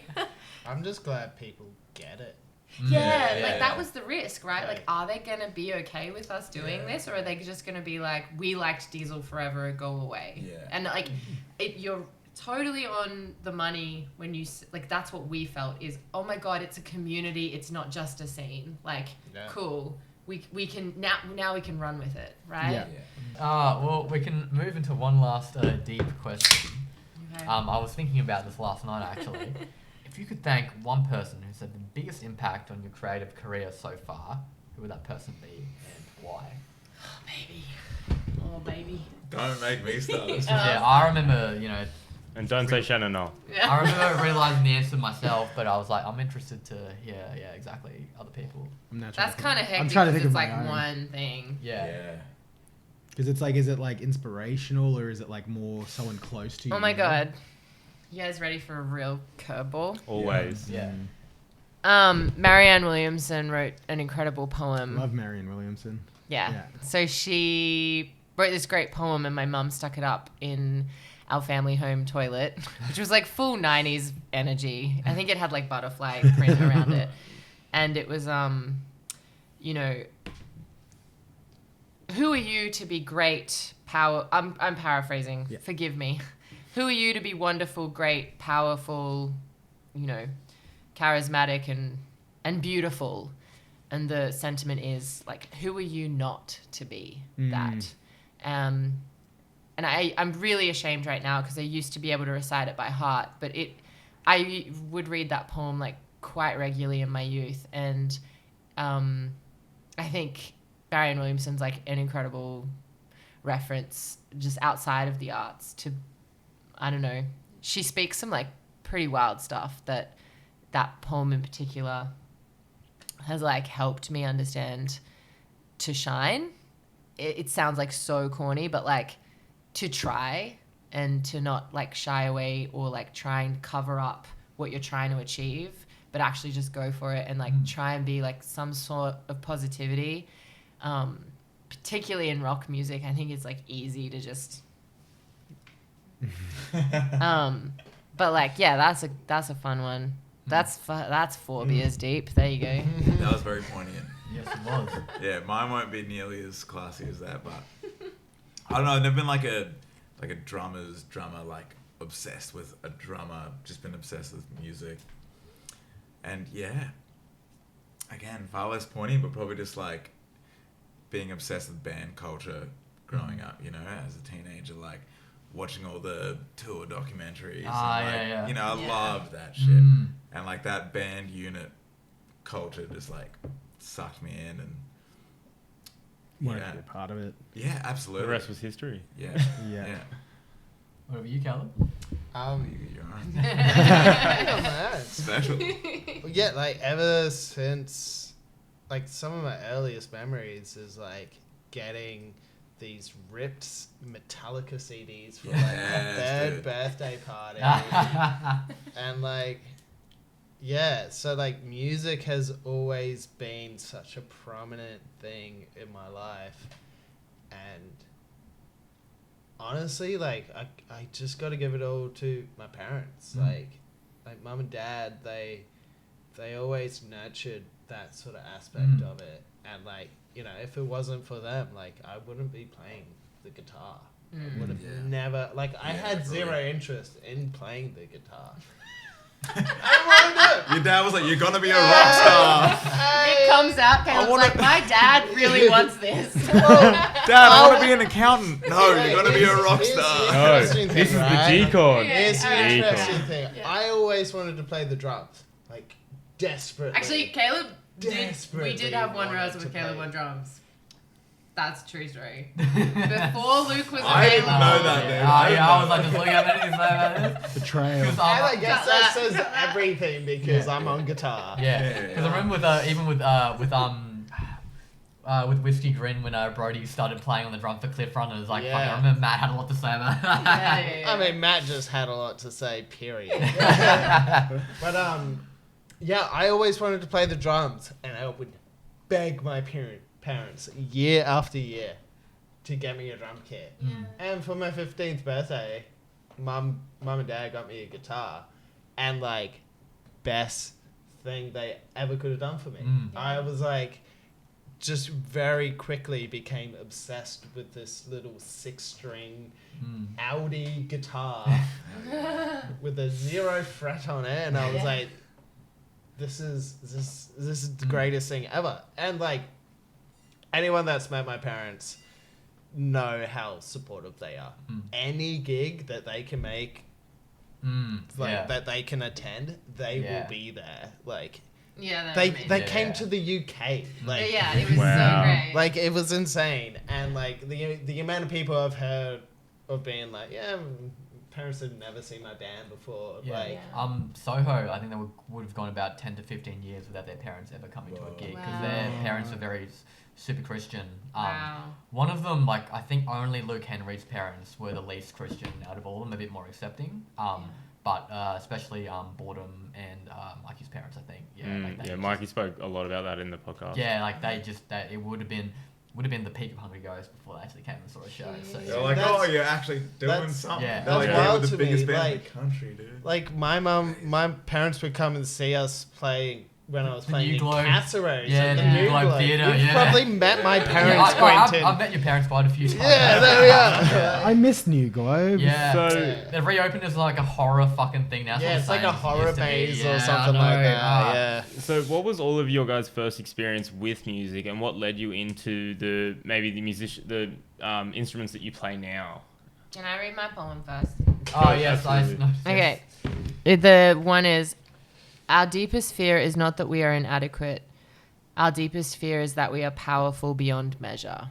Like, fucking sick. It is our light, not our darkness, that most frightens us. We ask ourselves, who am I to be brilliant, gorgeous, talented, and fabulous? Actually, who are you not to be? I think that's really cool. That's great. Anyway, it goes on to talk about being a child of God, but I'll just say for anyone reading at home, you always take Marianne with a level of universality and not dogma. Last segment. Okay. We'll give some time if you guys actually need to think, because sometimes we launch right into this and everyone's like, which is understandable. But bands you've been listening to, bands you've toured with, anyone you want to shout out, basically. For someone who's an album kid, I've been rinsing singles a lot. Starburster by Fontaines DC is going to be like a legendary track for a long time, and I'm pretty obsessed, like nerding out over it. I can't, like, I'm like getting to a fandom with that where I've like watched every interview. I'm just blown away. Truly. Yeah, that song. And I think they were pretty brave to put it on a record that's a lot softer. Yeah. But respect that too, because like I know that game. So. Well, what are your thoughts on the album? Because I personally love the album. Yeah, like I like the context that Starburst has been put in. The album is the stage for that song. Yeah. But that's me talking like all time. Like I will forever really respect that song. So like that was huge for that to happen this year because I haven't had a moment like that in a while. And I think it's like, yeah, it's a great album. I'd probably shout it out anyway. But like I'm talking like I like met a goat this year. You know, like really dig that. I saw Yard Act last week. Sick. Yeah. So sick. Like just the stage presence and just like his voice somehow sounded better live than it does on the record, which is kind of rare. Yeah. And also Bench Press. We toured with them, or they supported us in Castlemaine. Yeah, just ever since then, I've just been obsessed with them. Like, super unique way of approaching music and just exciting and fun and fast. Yeah.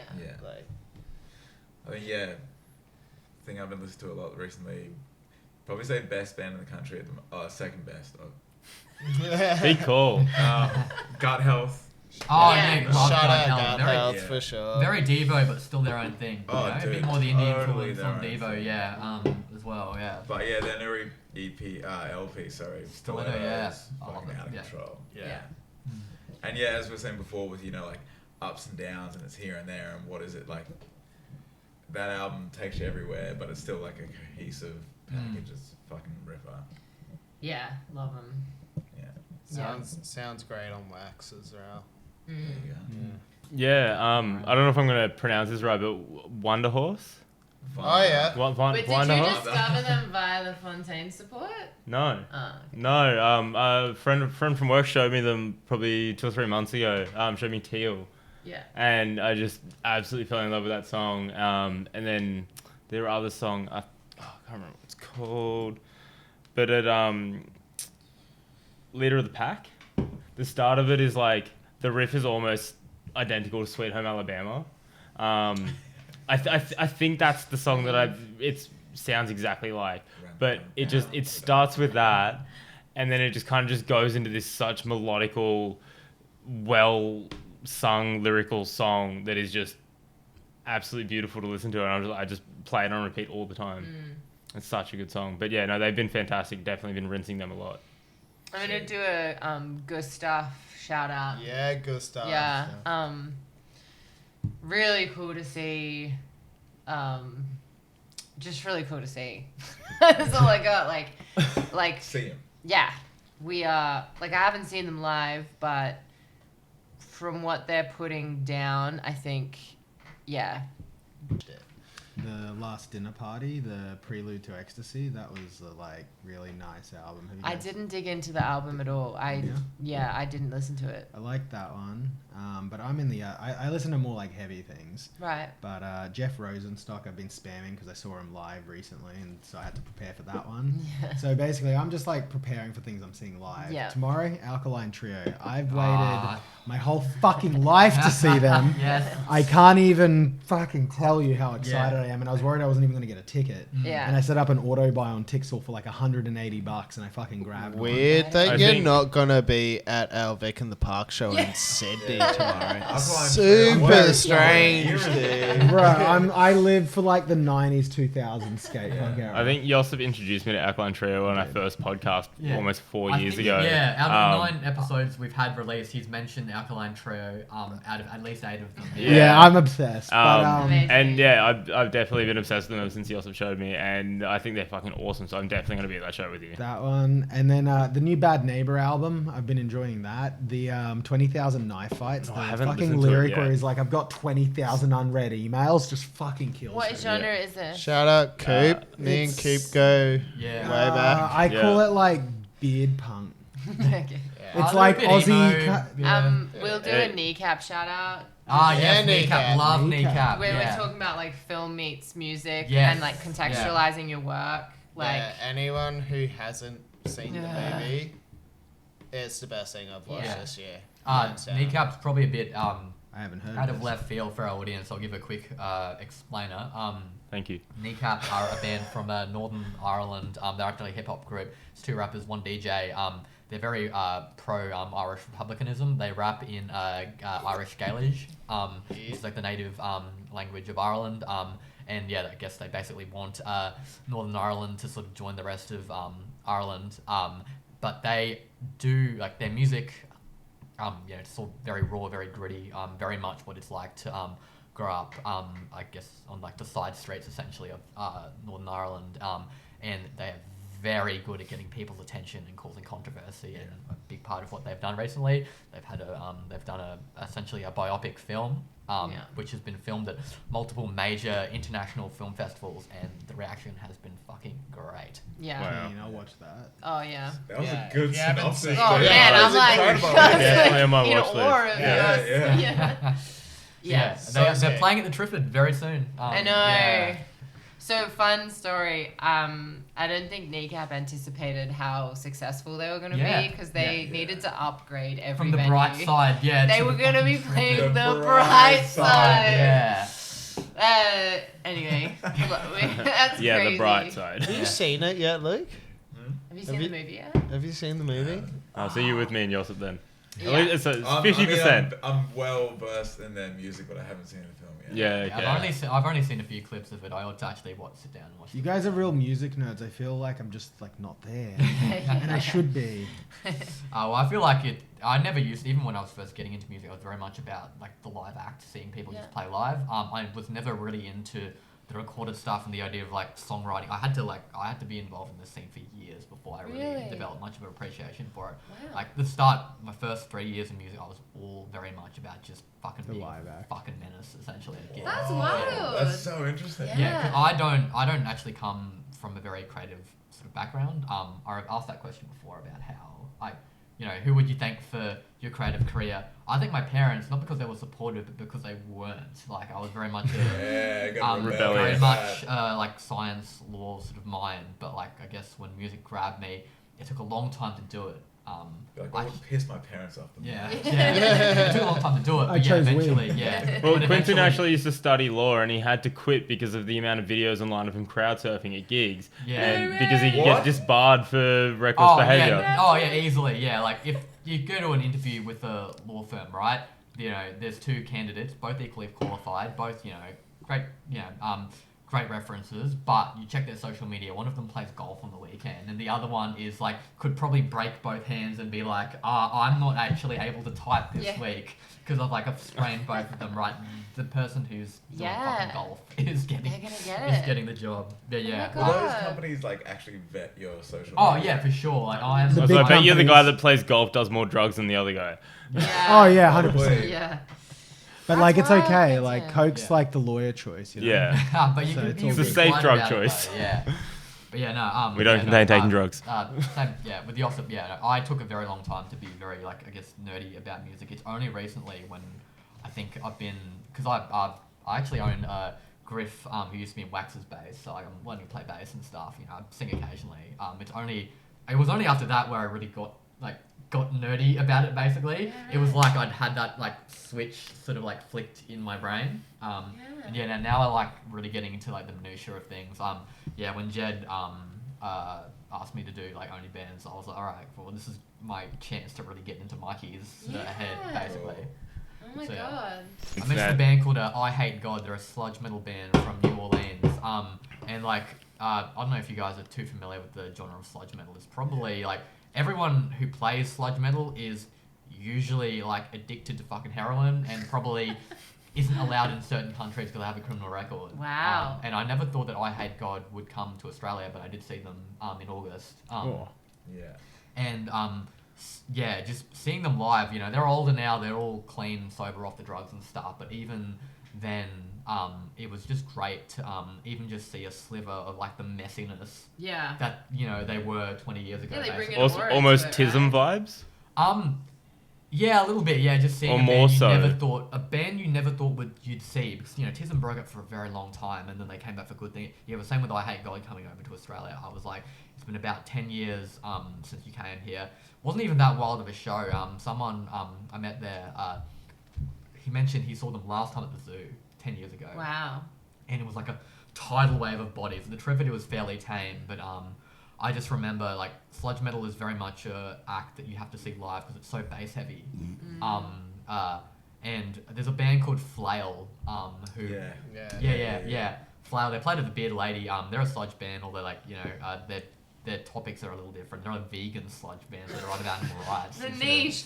Yeah, but, like, they brought the big... Can that be a genre? What? Vegan sludge? What's the bass player's name? Austin. So, I Hate God played the same day that we played the Recklink Cup. Yeah. Right? So, we were playing the Recklink Cup. Yeah. And Austin from Flail was at home chilling, and he heard across the way. Yeah, he was like, it sounds like fucking someone's playing Full Flower Moon Band. Yeah. And like walked out his back door, and we were playing live. Yeah. Because he came and chatted to us after. Yeah. I was like, hey, going? He's like, yeah, good. I'm going to see I Hate God this evening. Yeah. But no, last time I saw Flower, they brought the big fucking orange amp stacks. They placed them on the fucking Bearded Lady, stage. It was so loud you could hear like bits, like you could see bits of the fucking paint and like dust come out from the fucking ceiling down. But yeah, I've been listening to a lot of I Hate God. I actually also got to see 1-4 earlier this year at the Tivoli. Yes. So despite all the controversy, 1-4 before they were able to tour this current tour, now they've got a fair few shows under their belt. They'd only ever played 8 live shows as a group. The members had been performing individually for years. There's all videos of them.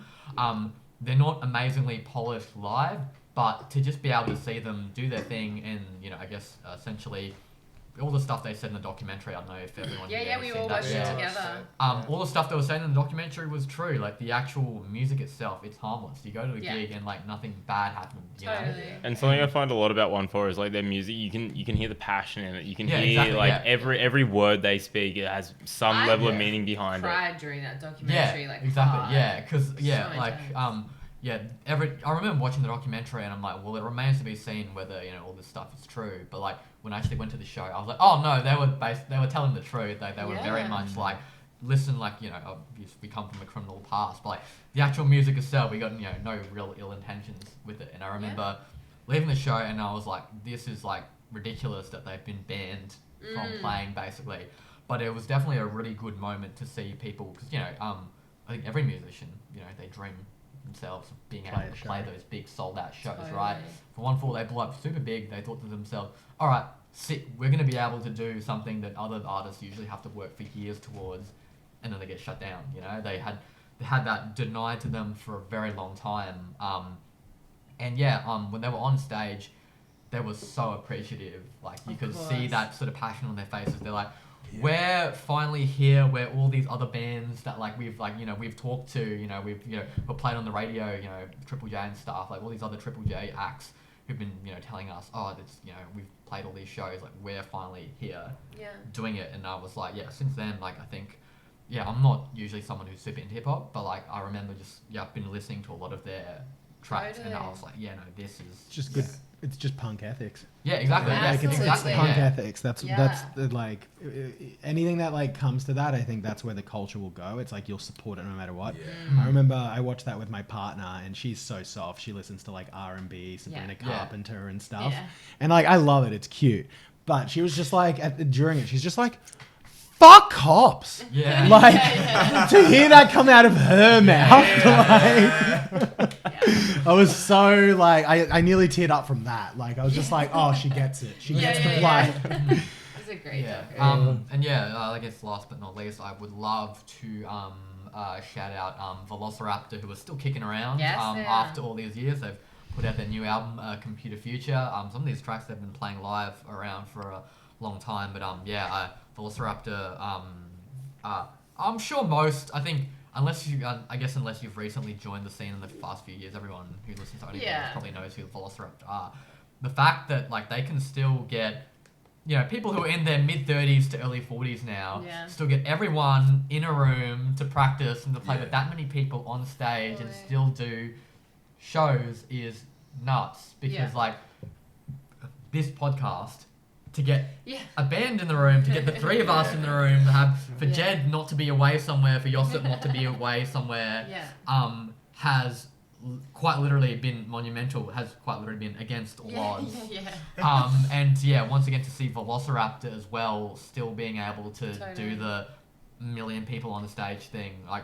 Exactly. I definitely, I miss how the scene used to be before COVID happened, basically, you know, back when you used to be able to run around, go to anything, you know, you'd see all these, bands who had no real idea where they were going, but everyone loved it, so they just kept on chugging along, you know? Velociraptor still very much embody that sort of vibe. You sort of stumble in, you're like, wow, that's a lot of people on stage. You naturally to be able to make a record, with that, like now, with that many people. Exactly. At that point in your career, huge. Yeah. At least recording the record, you can do it from like wherever you are and just do the bits over online and stuff like that. It's doing the live shows that would be taking we'll do it the whole band. You need a bigger table. Well, we'll go outside. We'll do it by the pool. We're gonna need a bigger green screen, Josip. We'll ask Jeremy. Pool party. I don't know the name of the other two guys who sort of sing in it occasionally. And we'll get your Simon on as well. I think it'll be a good way to sort of look back on, because I've had so many members come and go over the years. Totally. Like, technically not leave, they just stop sort of playing. But it'd definitely be interesting to see who over time has been a member of Velociraptor, because I think there are at least 20 people. Yeah. We're back. All right, we got our last segment. So anyway, what are Full Flower up to these next few months? Any new music coming out? Are you working on anything at the moment? Whoa. The plug. Any OnlyBands exclusives we can get? Yeah. To our audience of 200 people.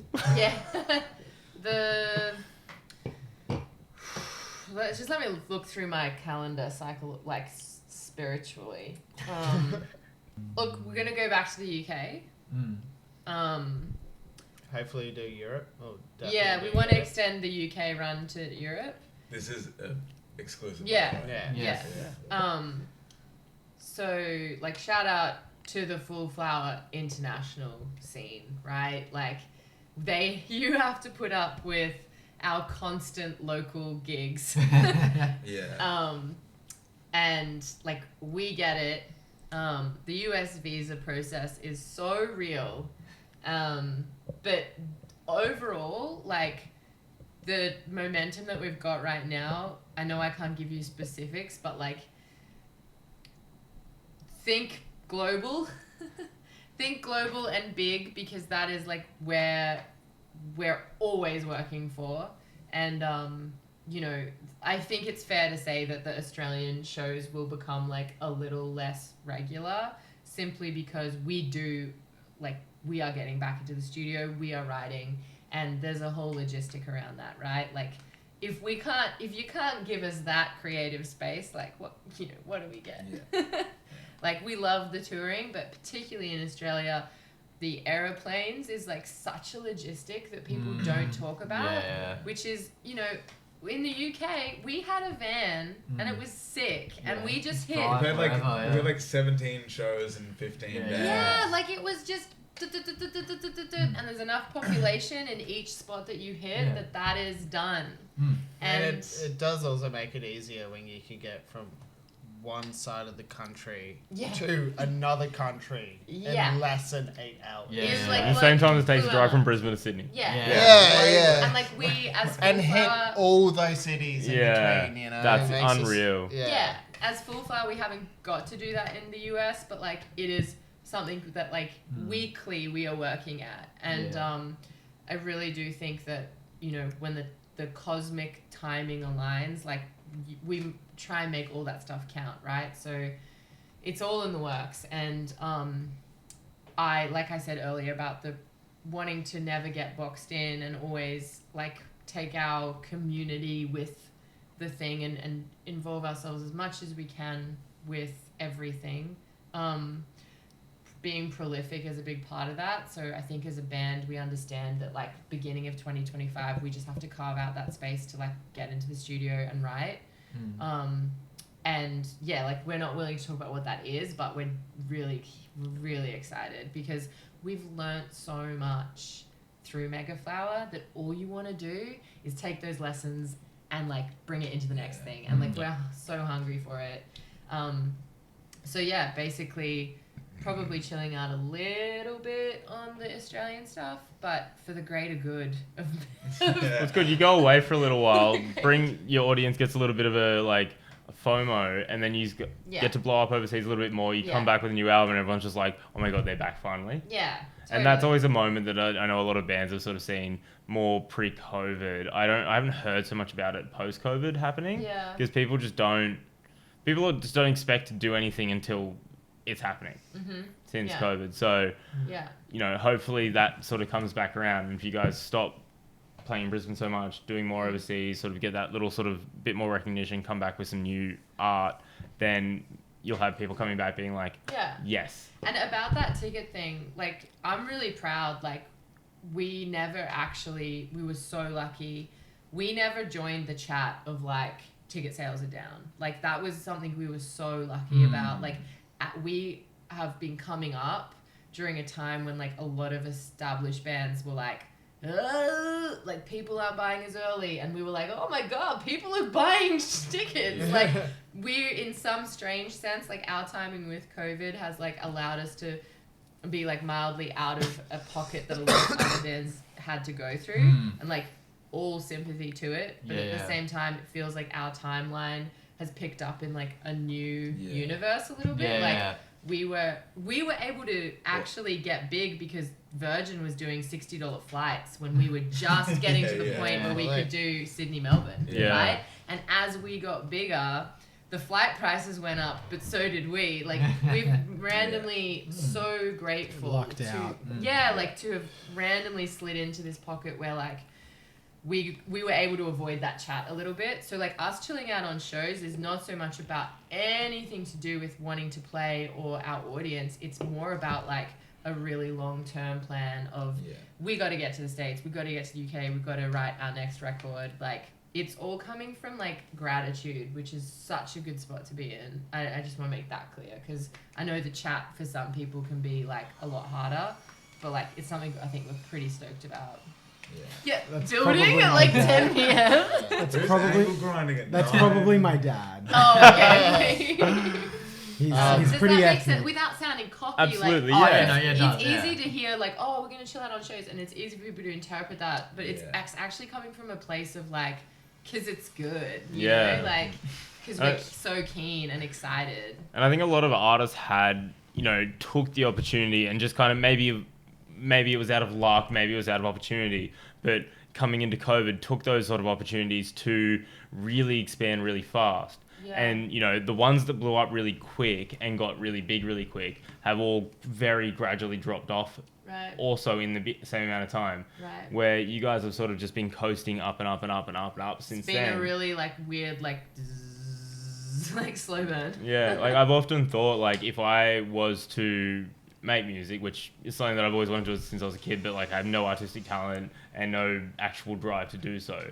But I've always had the thought but I behind, want to make music. You know, if I was to make music, would I want to blow up quick like Tash Sultana and like those artists like that? Or would I want to be somebody that gradually grows and builds into the scene? Because you can tell the artists that blow up really quick, they, you know, either do really well and then just disappear, or do really well and then just kind of stave off for a little while and just kind of slowly stay relevant. Repeat the same sound. They don't often take a huge amount of risk. They sort of, But then you see the artists that, you know, grow from something and they go through all the struggles and they sort of build to something, and they're the artists that stick around and stay strong have true fans throughout the end of the career. That's all built back on community. You can only build community slowly. You can't build community in a fast way. You're creating an organic, natural fan base, you know? Yeah. Like, coming up slowly is going to always have more longevity than just like having that hit song and that blows you up, you know. The problem, like, you're going to have a lot more genuine fan base. You will. The problem with the slow come up is life. The problem is blah blah has to move away for work, or you know, think like the band can fall apart when you're having a slow thing, and I think that's where people have all of that intent, but then life gets in the way, and then the detour happens. I was worried, there was so many bands that came out of Brisbane that were on the cusp of making it, and just it was really sad, fizzled out, and it was just like. You were the band that I was looking up. That was you were going to save us. You were like the example that you can do it, and like Gameets. Oh for sure. Good example of that. They were incredible, and I feel like they were on the cusp of becoming the next big Australian thing. Wax. And then that fizzled out, or you have like maybe a bit of a smaller one, but like Dreamtime, incredible fucking psych rock. And like they had like UK Europe tour offers and like American offers, and it was just like just fizzled out, like different interest in the band, and you're just like minute silence, hey, for our comrades. The big thing I kind of think about is when you don't get those bands from the local city or whatever that blow up like that. The problem is those are the bands that fund the smaller bands to help keep the community alive. Like if you think about it in the biggest sense, Powderfinger funds Brisbane music. You actually like start to think about it, it's like that's the legacy, And I feel like Soho was probably supposed to be Brisbane's next Powderfinger. Powderfinger. And then just we kind of lost that, and that's scary because they are some. They are some. No, they are, but it's more the money that comes through. Because the only people who keep the music industry alive are fucking musicians. Like you make it big, and you're like, fuck it, I'm buying a venue, and you don't really care that you're losing money on the thing because you've got revenue coming from your royalties or whatever. Can I just contradict what you said? I think that the people that make the industry keep going is actually the fans. Well, 100%, because that's where the money comes from. But the thing is, the money gets siphoned to whoever. So like, yes, but whoever's taking the clip off that band, right? They're taking out the wealth and the value created. But if a band doesn't hit it fucking big, and we're meaning like big, they never generate enough wealth that they can actually throw that money back into the community. The trip in the Fortitude Hall, obviously the dude from Powderfinger runs them he's John Collins, right? That's a great zoom out of we're very talking like that's decades of fucking music history. He's put it back. It is a into damn our shame scene, that Live Nation now own the Triffid and the Fortitude Music Hall. They're only part owners. Yeah, part owners, but still. They still have a finger in the pie, and it is a damn shame. But the thing is, if Soho stuck around, COVID didn't happen, and they blew up like to a US level, right? Let's just say they got that. They would have been rolling it. They would have so much money. They'd be like, we'll be a part owner in the music hall and the Triffid, right? Rather than a Live Nation coming in, and that's the big difference. Like, this is a good time to announce that we're actually millionaires and we're buying Fortitude. About fucking time. I'm not sure if I'm allowed to actually mention. Yeah, we didn't want to say, but here's the thing: you could just go. Drinking Forest Goals seem that was actually just the commitment to the future. That was actually like 10 years from now. You're like, we own a chunk of the music hall. I'd really like to do a rehearsal studio. I think that would be like a really great and venues, absolutely. Like, thank God, our mates Powderfinger got it down. But I'd really love to do a rehearsal space. You see it like weekly, like where are we gonna do our thing? Always like the biggest. Where can bands afford like? There used to be the one in Salisbury that was good, and that left. I don't see why music venues don't rent out their spaces really cheap on the days they don't open or during the day before they have things on. Yeah. Like a band's not gonna make that much mess if they're just using the stage to rehearse. I think it's like I'm just kind of speaking whatever right now, but I assume it's like legal, right? Like you'd have booze, you'd have all sorts of things. Like with a certain amount of responsibility for like insurance and you I think you have to have security on site at a certain point and like things like that. I think might play into it, but I know that some bands get to hire out, not for free, but they get to hire out spaces to rehearse for their tours. Should really set up a co-working band space, like a music studio, like co-work sort of setup. And you're just booking in your hours, obviously, and all that. But you've got like rehearsal spaces. Maybe there's a place like writing rooms, and it's all vibes. Like that's like you're paying so much a month to be able to access the said space. That would be fucking lit. It's a community cooperative of people that are just running it as a result. Right. That would be cool. I don't know if I believe in the co-writing bit. I don't know if I believe in the writing. I'm just saying, like, you just have spaces to hang out, right? Like places that you're like decompressing from a rehearsal and room. bounce ideas off each other. Maybe not so much co-writing, but like you can still be like having conversations with other musicians who are also, you know, might have writing block, and you could be like, oh look, I'm really struggling. We're trying to find something to finish this line. This is the third space that I think we've lost with laptops. Correct. Right. So like there was a time when the Beatles were tracking Sgt. Pepper's and Pink Floyd heard it because they were all in the same recording studios. And I think with Megaflower, I sensed a real isolation for us as a band, because you don't accidentally run into your fellow bandmates while you're making your art, because we're making it in our private spaces. And the middleman that's being cut out from the recording industry or the record label industry, they're not the bad guys. Like, they were the people who paid receptionists to welcome the band to, you know, welcome to our 20 studios in this block of space that you can run into exciting creatives, and David Bowie can meet Iggy Pop. And, you know, like, that third space is like a real shame that we, I guess at least us, we don't have access to that in Brisbane anywhere right now. Like, I don't accidentally run into like my idols. It used to be like work studios in West End. Yeah. I remember like rehearsing there, and it was like Moses Gunn. You know. Totally. Like every band in West End would rehearse there on a small scale. Yeah. Obviously, we're not Bowie. But still, Iggy. Still, it's people to be around, get some ideas, like darts. And I'm tentative to talk about it because at the same time, like, we also no longer represent the like super heart of a DIY scene because we now go to other spaces. But from our perspective, it's a shame that there's nowhere for us to land, right? Where there's like there's not even tier, both, like, really. Yeah, there's no tier. It's like that or like. It's that or that, and there's nothing in the middle. Yeah, and I think it's just a sign of,